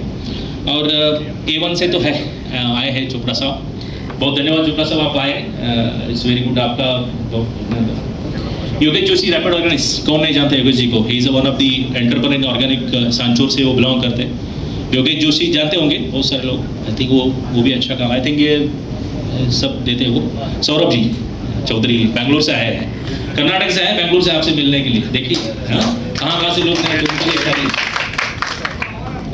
और एक्चुअली शुभम टागा बेकनार से, आई थिंक वो आ नहीं पाए किसी वजह से, वो भी अच्छा भी करते हैं। और हेमंत चौधरी, आई थिंक माफी देवी, आई थिंक एक्चुअली किसान है। हेमंत जी कहाँ है बेटे? हाँ, एक्चुअली किसान है, वो एक्सपोर्टर है भाई साहब, बहुत बड़ा यूनिट डाल दिया गुड़ामाला ने, 10-12 कितना करोड़ का आपने यूनिट डाला? हाँ, देखिए वो एंटरप्रेन्योर है। आई थिंक गुड़ामाला में मुझे लगता है डिबरी में ऐसा कोई यूनिट हो नहीं होगा, तो उनके लिए भी एक्चुअली वो एक किसान है, और वो हमारे से है ना हेमंत जी, बहुत। और हमारे बीच में ऐसे एक उद्यमी या फिर आईटी सेक्टर से आके एक बड़ा यूनिट है सुमेर सिंह भाटी जी। सुमेर सिंह भाटी जी ऐसे एक व्यक्तिमत्व है, वो अभी पैशन के साथ काम करना चाहिए। उनके साथ 1000 नहीं 2000 बीघे का जमीन है, बहुत बड़े ये है। और वो क्योंकि फलोदी उस साइड एरिया में आईपीएम के लिए बहुत डिमांड है, उनके लिए सुमेर सिंह भाटी जी काम करें। और दूसरी बात, हमारे यहाँ एफपीओस है, बिलाडा फार्मर प्रोड्यूसर का मिस्टर सलीम, वो सीईओ आए हैं, और उनके आई थिंक चेयरमैन वो भी है बना। और जेतारान से फार्मर प्रोड्यूसर के हेमेंद्र जी, और फिर मरू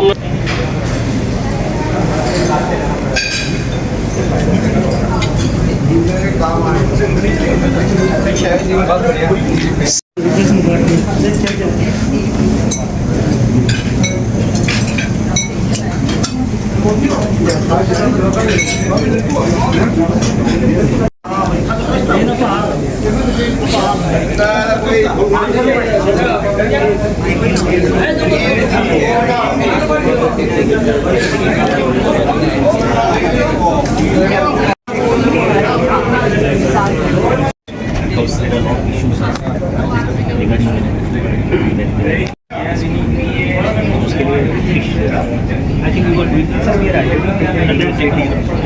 along with other federations. We have individually arranged an national level press meet. I know that press meet.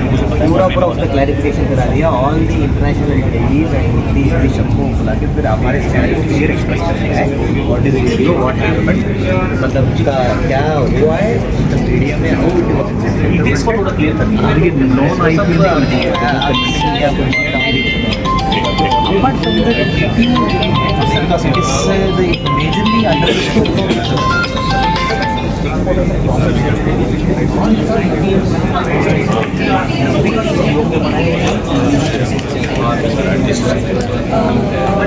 Country regulation, तो कंट्री रेगुलेशन के हिसाब से आप जहाँ देना चाहते हो उसके अकॉर्डिंग होता है। इवन आपका एक्सपोर्ट मतलब आप जिसको दे रहे हो वो किसी कंपनी में ट्रेड कर रहे हैं।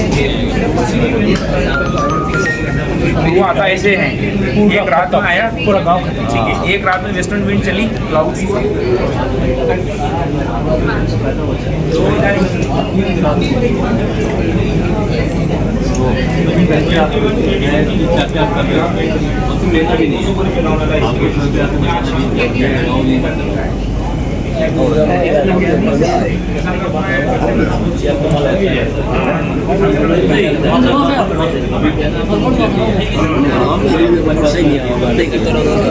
हम जहाँ जहाँ गाँव हमारे हैं जा रहे हैं चीज़ें बात कर रहे हैं।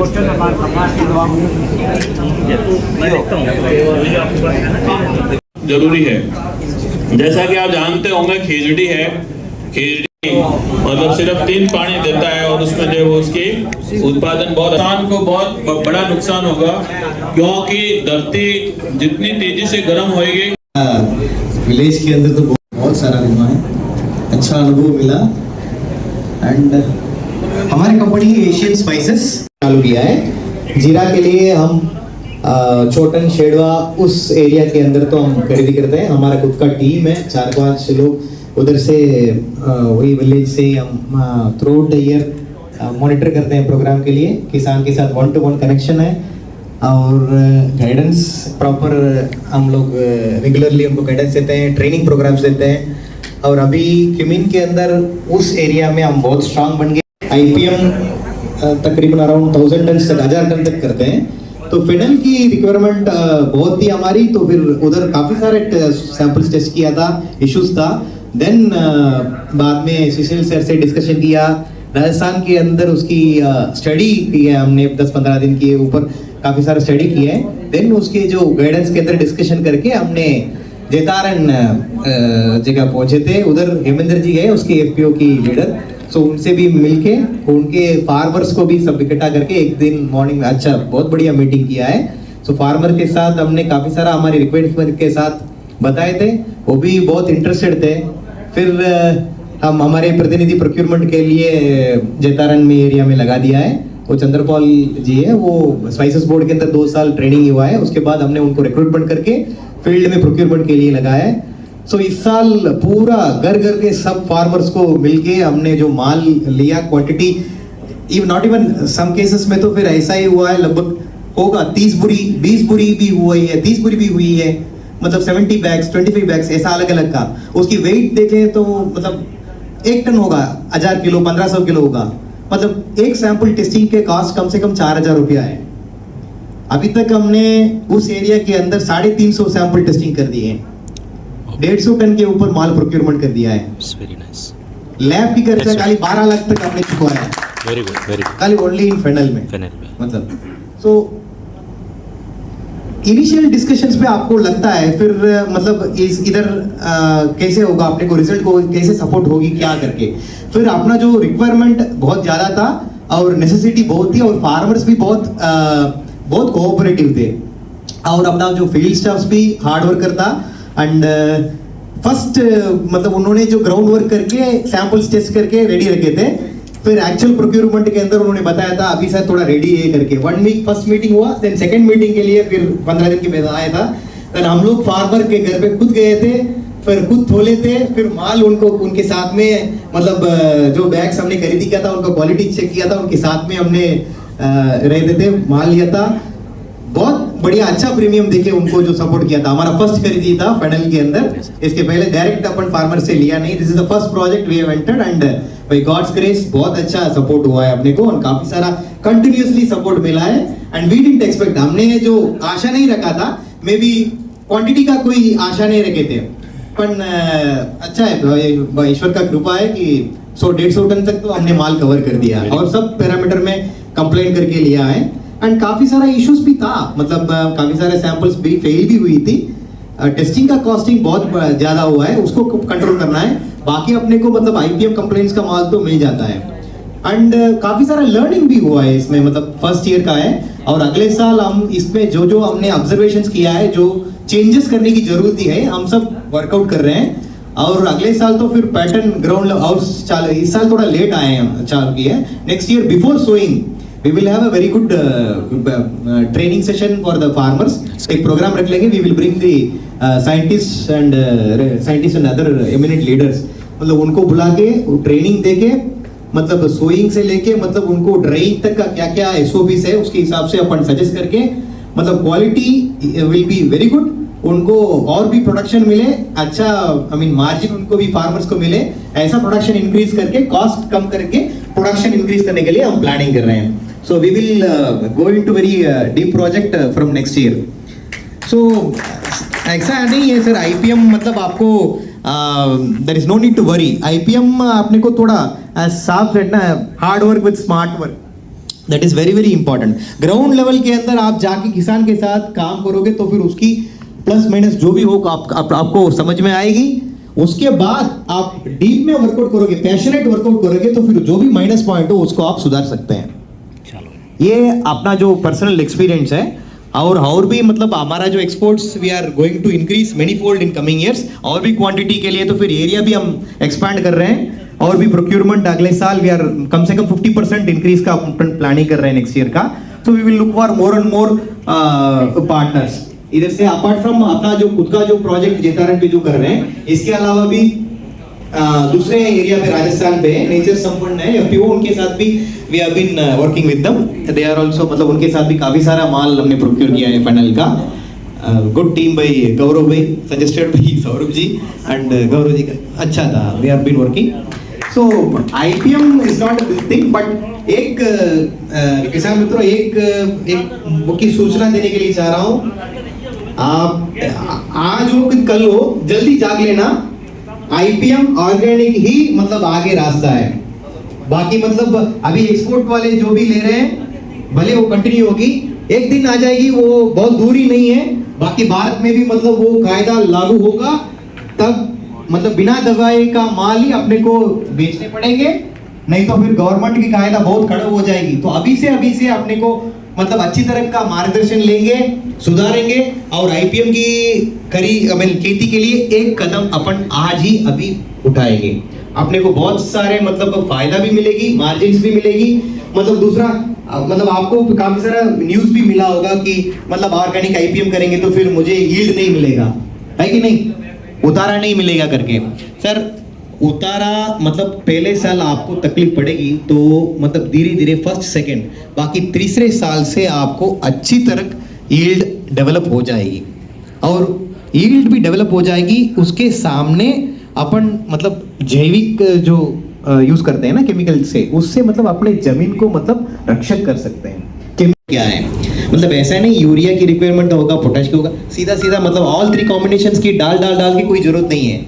ऐसा फील्ड भी एरिया भी हमने देखे, उसमें और 25 साल के अंदर मतलब उसको पोटेश देने के लिए जरूरत ही नहीं है.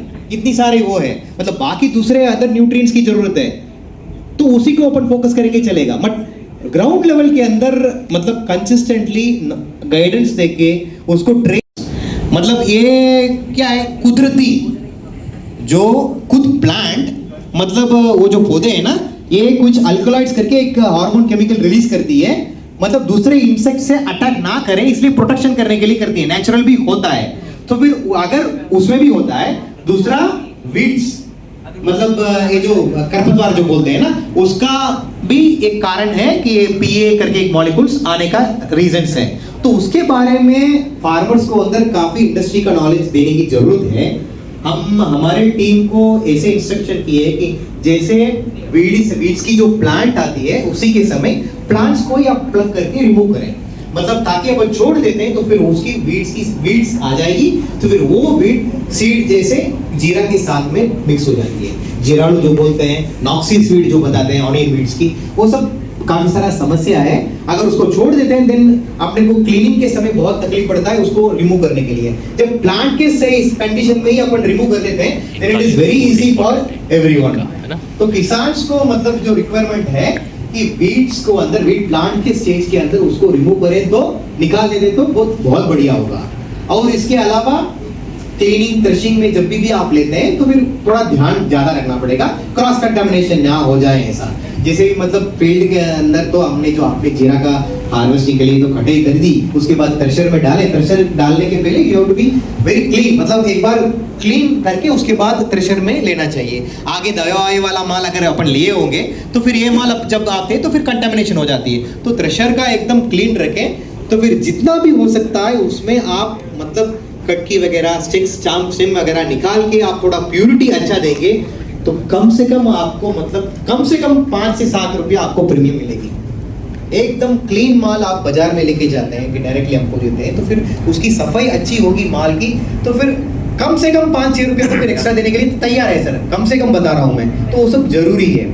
और बारदान भी आप जो यूज़ करते हैं आगे के मतलब आगे अपना मूंग का, कॉटन का, मतलब कपास की जो भी बारदान की दूसरे किसी क्रॉप का यूज़ किया था, उसी बारदान को आप जीरे में भी, सौंफ में भी यूज़ करेंगे तो फिर उसका भी आपको कंटेमिनेशन होगी, दवाई की इशू होगी। तो फिर उसके लिए मतलब प्लेन पीपी बैग्स है ना, पॉली पीपी बैग्स जो बोलते हैं, वो यूज़ कर सकते हैं।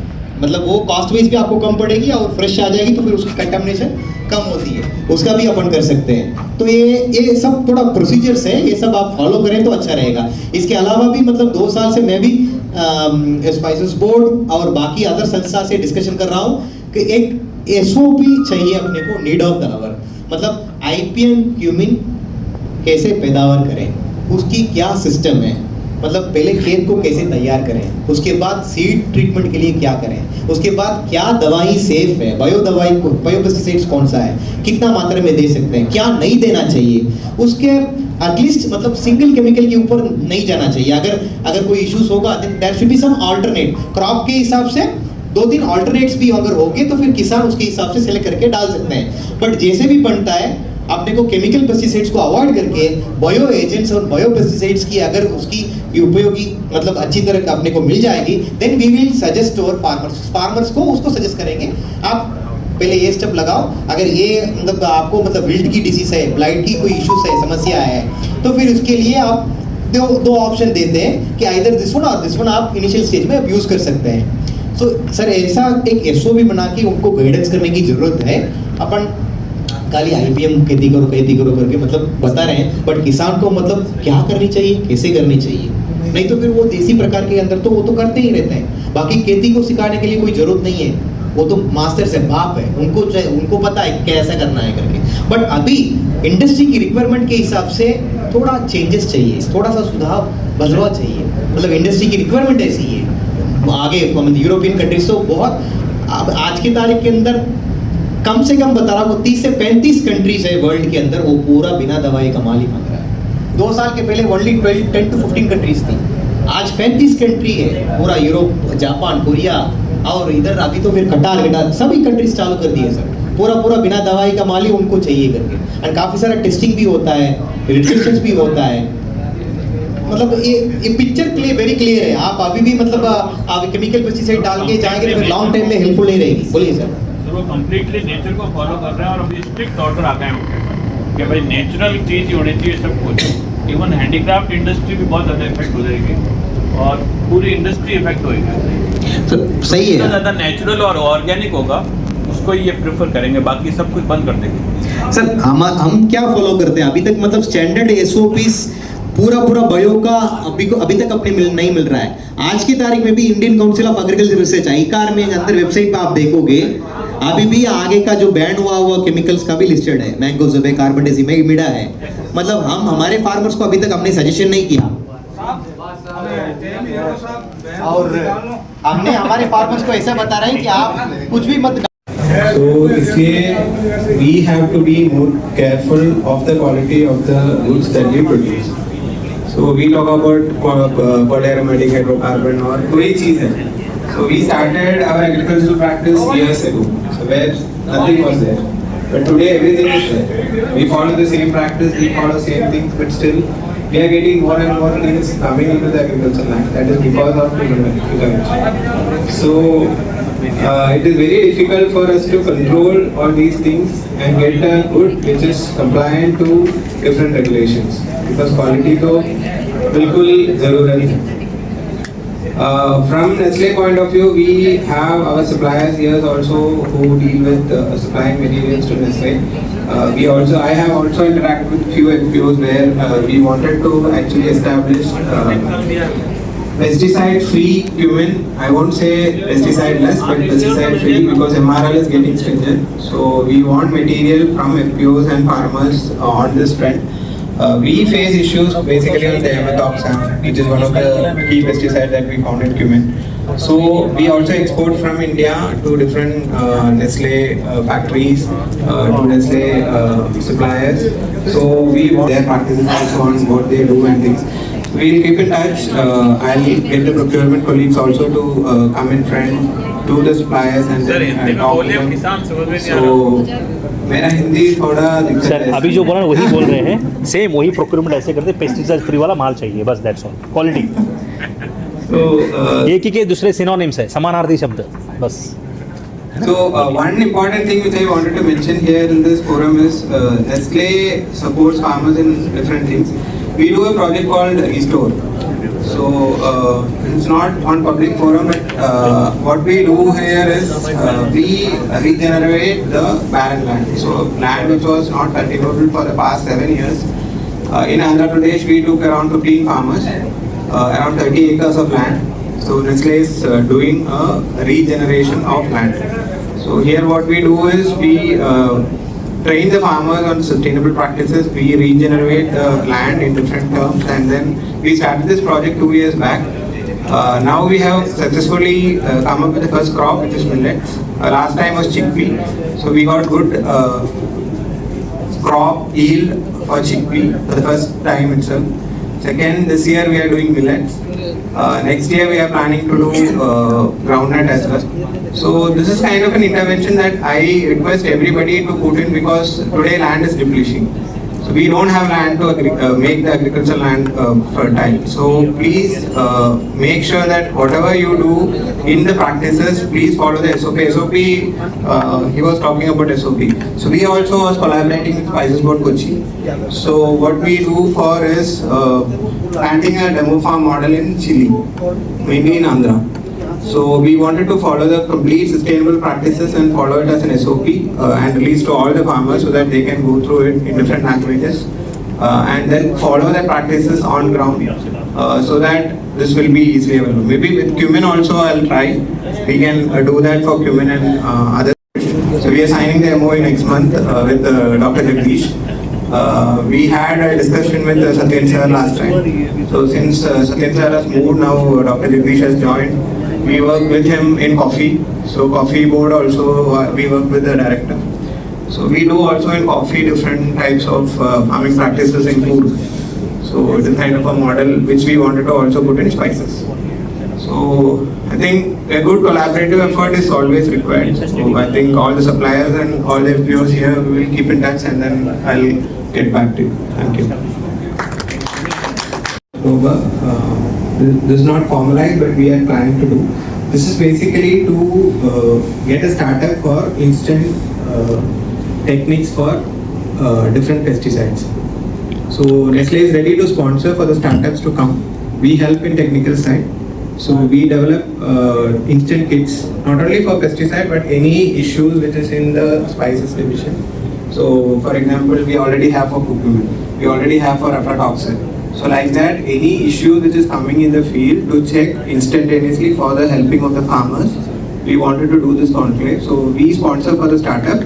They can develop the method. We are submitting it to instant rapid techniques. Thanks. Rapid testing, yeah, that's great. Mr. Pradeep, it is good to know that the conclave, but it is conclave is purely organized by Nestle with Spices Board for developing the instant kits. Okay, great. But in fact, the point which I have also noted is also the instant checking kits, because that is not readily available as one in the industry, and all the testing consumes time and also very cost is very high. So as on our research, we have found out 1 or 2 companies which individually for each parameter they have developed the kits, but not collectively for all the parameters, or say 5 to 10 parameters. For example, chloro they have a separate kit, it seems. So thio they have a separate kit. This is what I have heard. But further we have also not yet gone very deep. But we are also trying to find any technology where we can instantly. We also request you to include that to develop a technology where after post harvesting also, is there any technology to reduce the presence of pesticide residues? Or comparatively, if the value is very high, for example, instead of 0.05, it is 1 or 0.1, 0.15, 0.1. If they can able to reduce to the below the limit, that is also very highly beneficial. That should be a disrupting technology. But once we throw to the public and with all the medias, let very ignitive minds come out and let's see what are the feedback we are getting, because that is also in all the areas we need to focus, not only in the sowing time where we use biopesticides and other things to from the raw starting level itself to control the level of pesticides. If in case as the migratory pesticides or other things and something which is beyond our hands, so post harvest also if there is any technology cost effective to remove, then that would be also very much effective. Right now in vegetables we have, this is what we have heard, and through some of the technologies they are reducing the pesticide residues in the present in the surface of the vegetables, but how far it is can be removed, the systematic this thing, that is very tough. Some disruptive technology if it is there, then it would be helpful for everyone. Thank you.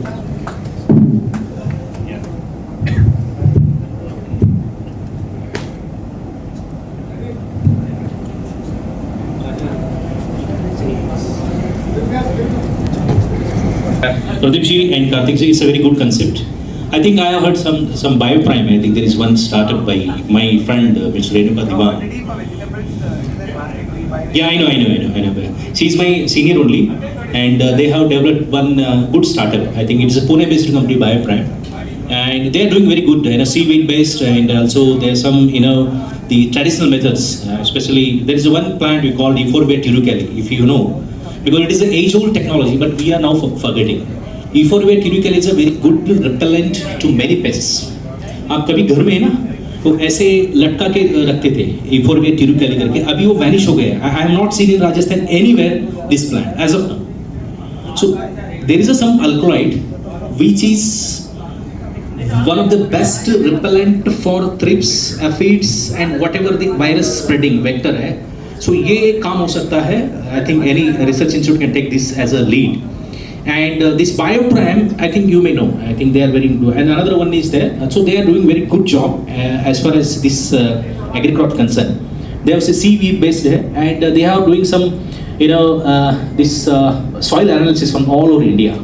They have came here also. I assisted them to take the soils from the Pokhran area and everything. So they are building the soil bank, world Indian soil bank. And they are totally area based, like POP should not be universal. It's an area based. See, Gujarat POP is different, here POP is different. These are main things that we have to understand, because India की geography ऐसी है कि we have all kinds of climatic condition. We have the desert, we have the cold, we have everything. उसकी हिसाब से POP बने, that's well and good. And this is very nice. I think if you are doing that, so you call them also. I can tell to come and. Yeah, it will circle. Yeah, thank you. Euphorbia tirucale. आप Google search करेंगे तो आप Google it करिए, वो आ जाएगा. मैं हिंदी में वो ये लटका ऐसे लटकाता है, वो अभी राजस्थान में कहीं देखा नहीं. Euphorbia tirucale. Euphorbia tirucale. It's a very important alkaloid, है ना? तो no, it's a plant. They used to hang the plant itself. It's just if you can hang, no, none of the thrips or aphids they will run away or they will not come at all. It's one of the best vector to avoid the virus attack and thrips attack. सब कर सकता है. तो उसको थोड़ा scientifically, if somebody comes and take forward this research. Yes, okay. Just मुझे याद है. Thank you. I mean, Bhojanam ji, please come on. So, आप कुछ है ना? So, Saurabh ji, yeah, please. नमस्कार, मेरा नाम नीलेश पाटीदार और मैं ITC से हूँ. मैं 2013 से ITC में हूँ और 3 साल मैंने टोबैको में काम किया, आंध्रा में, गुंटूर में. उसके बाद 2016 से मैं जीरे में हूँ. तो जब मैं टोबैको में था, मैं वहाँ बहर था, तंबाकू खरीदता था. तो हमारे जो लीफ मैनेजर थे, यूँ समझ लीजिए बिजनेस हेड थे, वो एक बात कहा करते थे, don't buy the produce the buy. कहने का मतलब है कि जो पैदा हो रहा है उसको मत खरीदो, वो पैदा करो जो खरीदना है. ठीक है, तो हमें ये चीज़ किसानों को बताना होगा, वैसा हमें जो चाहिए आप वही पैदा करो, आप बाकी का कुछ भी पैदा मत करो. लाइक कार्तिक जी ने कहा, ठीक है, कि अभी IPM पर आए, IPM से धीरे धीरे ऑर्गेनिक पर जाना है, यही रास्ता है. लाइक मैं ITC से हूँ, हमने 6000 टन भी टच किया है, वापस अभी 3000-4000 टन पर आ गए हैं क्योंकि IPM घट रहा है. ठीक है, एक्चुअली ऑर्गेनिक बढ़ रहा है। जो ऑर्गेनिक आज से 5 साल पहले मैं 20 टन सप्लाई करता था, इस साल मुझे 500 टन करना है। ठीक है, इवन ओपन ऑर्डर है, 1000 टन भी करेंगे तो customer is ready to take, price का कोई इशू नहीं है ऑर्गेनिक में। ठीक है, और ये तो एक चीज हो गया कि हमको ऑर्गेनिक में जाना है। दूसरा चीज ground reality. The ground reality is let us not talk about the organic और जैविक। लाइक सर ने कहा कि महरिया जी ने कहा कि जैविक नाम की कोई चीज जीरे में नहीं होती है। ठीक है, तो we talk about PR free, pesticide residue free या जहर मुक्त खेती। ठीक है, that is the true organic, और वही हो सकता है। और हम पीआर फ्री की बात किस लिए करते हैं, जैविक की किस लिए नहीं करते हैं? 2 कारण है। पहला, आप जैविक बोलोगे किसान के दिमाग में जाएगा अरे जैविक खेती में तो मेरी पैदावार आधी हो जाएगी, मैं तो मर जाऊंगा, पता नहीं सामने वाला खरीदे नहीं खरीदे। और दूसरा कि अगर मैंने पैदा कर भी लिया तो मुझे डबल प्राइस चाहिए जो मार्केट दे नहीं सकता। कार्तिक जी के पास जाएंगे, साहब जीरा मुझे अभी 600 चाहिए, वो हाथ जोड़ेंगे से भाई साहब मैं 320 में मिल जाएगा कहीं दूसरी जगह। ठीक है, तो जैविक की बात न करके हम पीआर फ्री की बात करेंगे। ठीक है, और हमारी जो जमीन है, लाइक सर ने कहा कि 0.2%, 0.1% ऑर्गेनिक कार्बन है। जो खेती का पूरा खेल चलता है वो सिर्फ एक चीज पे चलता है, वो है सॉइल ऑर्गेनिक कार्बन। अगर वो है तो खेती है। हम क्यों कहते हैं काली मिट्टी में ज्यादा अच्छा पैदा होता है, जंगल की मिट्टी में 20% कार्बन होता है। कोई भी जीरा फेंक के आ जाओ वहां पे इतना ऊंचा झाड़ हो जाएगा।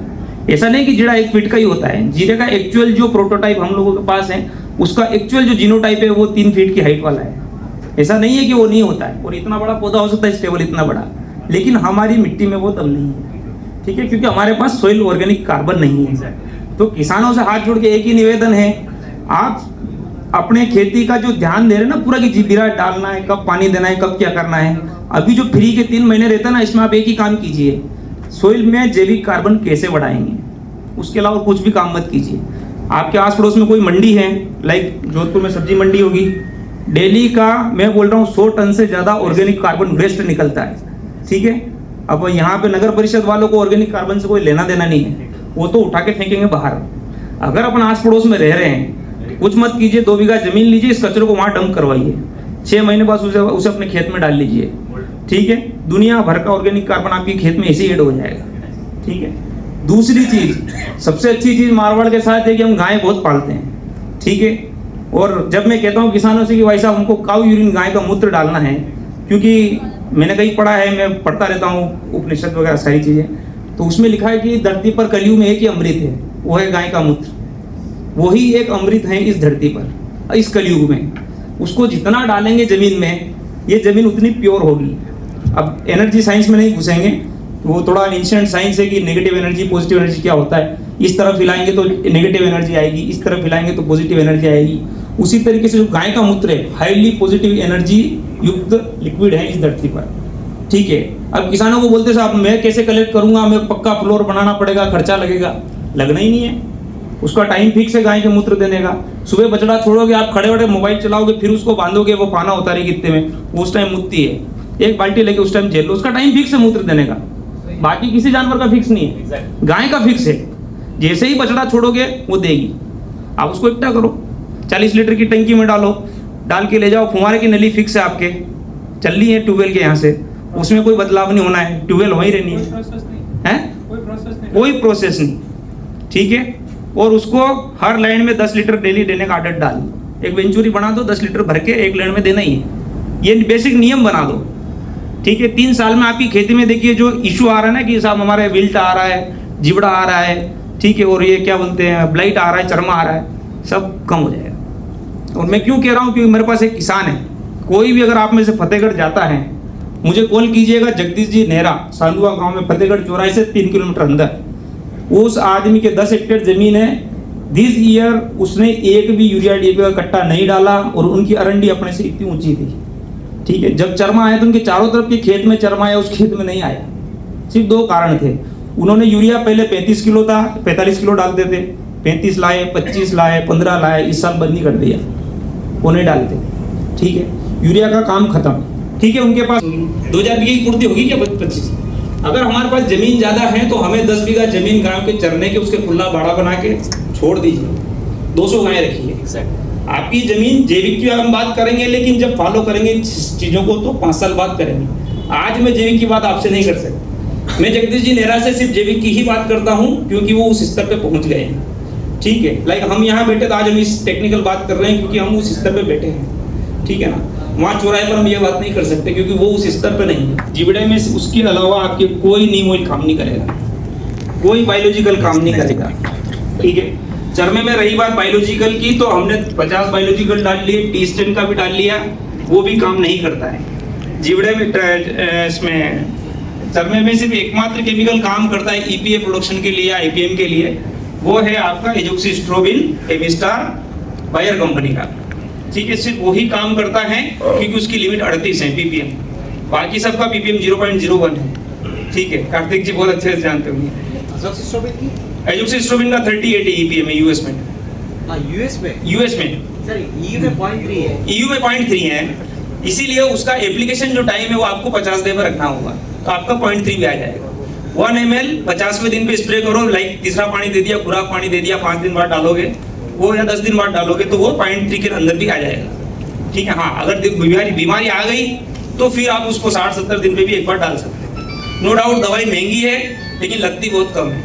0.5 ml से 1 ml डालोगे काम करेगी। हमने डाली है, 3 साल से मैं खुद डलवा रहा हूँ, मेरे ज़्यादातर खेतों में खुद खड़ा रह के स्प्रे करता हूँ, कई बार टंकियाँ खुद ही डालता हूँ, क्योंकि अनुभव तो होना चाहिए ना कि एक टंकी डालने में आदमी को कितना जोर आता है, ठीक है। खैर मैं गांव में खेती करता हूँ, लहसुन में भी खुद स्प्रे करता हूँ भैया के साथ में, लेकिन यहाँ भी मैं किसानों को बताता हूँ, और नो डाउट बहुत टफ है। तो अभी हम लोग ड्रोन टेक्नोलॉजी लेके आ गए, इस बार हमने 2000 हेक्टेयर में ड्रोन से स्प्रे किया है, और हमारे मारवाड़ के किसान बहुत खुश है। साहब जीरा मत तोड़ना, 300 रुपये का एक ही पौधा है।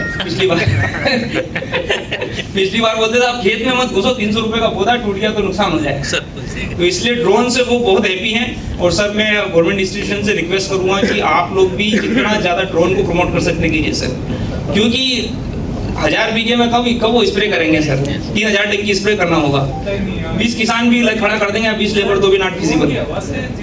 नहीं कोई नुकसान नहीं, ड्रोन चलता है 8 से 10 फीट की हाइट पे, तो उसका जो स्प्रे होता है ना वो चादर की तरह होता है, पीछे से चादर बिछती जाएगी, शाम के टाइम पे दिखेगी वो आपको, बाकी टाइम में नहीं दिखेगी, ठीक है। उसमें ऐसे हल्की बिछती जाएगी चादर, बस वो परफेक्ट काम करता है, ठीक है। तो धन्यवाद आप सभी का सुनने के लिए, इम्पोर्टेंट समय देने के लिए। Thank you Kuloli sir for the golden opportunity. IPM ट्यूबिन के लिए मतलब विदाउट केमिकल के अंदर नेचुरल बायोपेस्टिसाइड्स के अंदर ऐसा एक एसओपी बनाना की बहुत जरूरी है, मतलब जितना भी इफेक्टिवनेस हो उसके हिसाब से। We have lot of highly skilled scientist हैं हमारे पास, तो काफी सारे टीम हैं, इतने ब्रेनी है हम लोग, तो फिर उनके साथ एक अच्छा कमिटी बना के इसके बाद बनाएंगे सर धीरे धीरे। मतलब इसमें why I am talking about not to include this chemical pesticides ना, ये जो इंपोर्टिंग कंट्री वाले हैं आज इनका लिमिट 0.3 है, नेक्स्ट साल इनको मतलब वो धीरे घटा देते, धीरे नहीं। क्लोरोफेरिफॉस का एग्जांपल है सर, क्लोरोफेरिफॉस है, मतलब आगे 5 था, फिर उसके बाद 1, फिर सीधा 0.01 इस मतलब आप इस साल क्लोरो डालोगे कि नहीं डालोगे, निकलना तो है ही है। लास्ट ईयर उसके पहले साल भी आप डालोगे तो इसकी रेसिड्यूज तो आएगी। इवन इस साल फार्मर नहीं स्प्रे किया तो भी समस्या आएगी। वो सर उन्होंने जो लोकल सल्फर डाली है 5 तारा वाली, नाम नहीं लेना चाहिए फिर भी कह रहा हूँ, किसान बेटे हैं, वो उसमें आपको आएगी। आप सुमिल कंपनी का सल्फर डालिए, नहीं आएगी, ये मेरी गारंटी, क्योंकि मैंने खुद डाला है सुमिल कंपनी का, ठीक है, उसमें नहीं आएगा। एक्चुअली बैंड है ना, तो इतना बल्क में पड़ा है माल, करेंगे क्या उसको? 5 रुपए किलो प्रोड्यूस हुआ, 7 रुपए किलो में दूसरी कंपनी वालों को देते हैं। मतलब अनलेबल्ड भी पेस्टिसाइड है ना, मिक्सड जो मार्केट में आ रहे हैं ना उनमें भी इनडायरेक्टली पेस्टिसाइड है। तो कंपनी वालों से काफी से बात हो गई, फिर वो इंटरनली बोलते हैं कि ये है बायो, पैकेट पे लिखा हुआ है, लेकिन हमें इसको इफेक्टिव बनाने के लिए कुछ न कुछ जहर डालना पड़ता है। इसीलिए मैंने आपको सारे कंपनी के नाम लिख के दिए हैं, प्लस ट्रेड नेम लिख के दिया है कि उसके अलावा आप कुछ मत डालिए। जो कंपनी का नाम है, जो ट्रेड नेम, आप उसको ही डालिए, ये गारंटी है कि वो सेफ है, क्योंकि हम 3 साल से वो ट्रायल कर रहे हैं। अब पक्का हो गया कि हाँ ये चीज़ पक्की है, तो ही हम ऐसे ओपन फोरम में कहीं बोलते, वरना हम नाम ही नहीं लेते। सर दूसरा एक रिक्वेस्ट है सभी किसानों को, आप मतलब सीडिंग के लिए अपने खुद का माल रख के उसी को आप यूज करो। लास्ट ईयर के बिफोर भी हमने काफी सारे कंपनी का सीड्स को लेके भी टेस्टिंग किया है। वो मतलब कवर तो बुरा कवर ही है, मतलब जो भी सीड्स है सोइल के लिए जो लिए हुए हैं उसको टेस्टिंग करें तो फिर कितने पेस्टिसाइड उसमें निकलता है। जो सीडिंग में भी ऐसा है तो फिर बाहर क्या निकलेगी। और इतना जो सोफिस्टिकेटेड टेक्नोलॉजी में ये लोग बनाते हैं कि सीड्स के अंदर जो पेस्टिसाइड है मतलब वो ग्रोथ प्रोमोटर है, पेस्टिसाइड्स है, मतलब उसको जो स्प्रे करके और भी मतलब इसका डिग्रेडेशन नहीं होनी चाहिए, इसके ऊपर पॉलीमर की कोटिंग करा के वो लोग सेल करते हैं। इसके लिए मतलब it is taking too much of time to get migrated, मतलब धीरे से जर्मिनेशन के लिए बहुत टाइम लगता है। काफी सारा जो फेल्यूर्स होने का वही भी एक रीजन है। मतलब अपने फेनल में तो फिर वेरी क्लियर हम हमारे सब फार्मर्स को वही बताते हैं, germination percentage it should be good, बाकी कलर का कोई है नहीं है। आपके अगर मतलब येलो कलर की, व्हाइट कलर की अगर जो तीसरी नंबर की जो क्वालिटी की फेनल अगर रह जाए तो उसको don't sell, instead of that use for sowing. हाँ, जर्मिनेशन अच्छा है तो इनफ है, कलर की कोई जरूरत नहीं है। तो फिर अपने जो पौधे हैं, अपने जो सीड्स है ना, अपने माल को रख के उसको सोइंग को आप यूज करो, that will be effective. Don't relay on company seeds. ये बहुत बड़ी बात है किसान भाई लोग एक्चुअली हमने वरना से इसमें कोई हाइब्रिड वगैरह कोई वारंटी है ही नहीं, सीड्स का इसमें कोई हाइब्रिड नहीं है, वो बहका देते हैं। तो ये बहुत बड़ी बात कही आपने, खुद का बीज यूज करना बहुत इंपॉर्टेंट है, तभी है ना तो रेसिड्यू वो चीजें है ना कम आती है। और दूसरी बात आपने कहा है पीओपी के बारे में, आई थिंक इसका एक कमिटी गठन होनी चाहिए exclusive area specific. There should be some industry peoples, those who knows, because they say like industries and because expertise from all the discipline, colonels, not like from very scientific से नहीं होना चाहिए, क्योंकि industries also plays very important role. उनको पता है क्योंकि see Nestle knows what is acceptable importing country, then Nilesh knows कि वहाँ Asian knows, तो ऐसे गठन होगा then उसके area specific होने चाहिए। तो POP for Rajasthan, POP for Gujarat, this is POP for and एक पर होना चाहिए, not you just create one, एक क्यूबिक पे हो गया that is the model for other crops. No I am talking about just it is also that वो model फिर दूसरे क्रॉप में फॉलो करके देन अगेन पीओपी उसकी अलग हो जाती है, बिकॉज स्टैंडर्ड्स होते हैं क्योंकि एक हेक्टर में कितना मात्रा होनी चाहिए वो सब चीजें, and these are the defined inputs like आपने जो बताया, बिकॉज हर दिन इतने सारे यूरोपियन यूनियन में इतने सारे लिस्टेड हो गए, मोर देन 1765 इतने लिस्टेड है। हमारे यहाँ तो उतनी भी नहीं है, आई थिंक हार्डली 250 और 300 like that as far as my concern.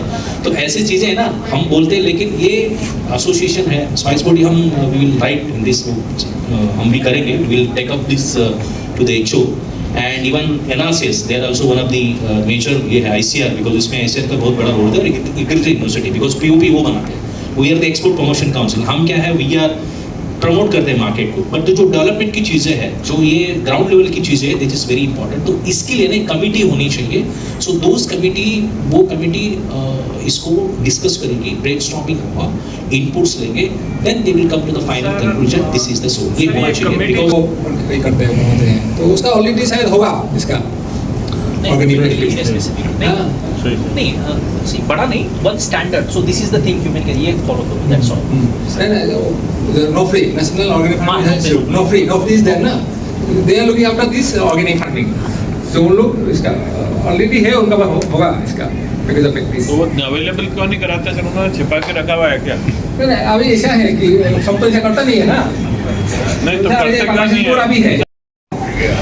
Regional आपका जो सीट पे जो वर्कशॉप हुआ है वो सफलतापूर्वक पूरा हो गया है, और इसके लिए मैं डिप्टी डायरेक्टर सर श्री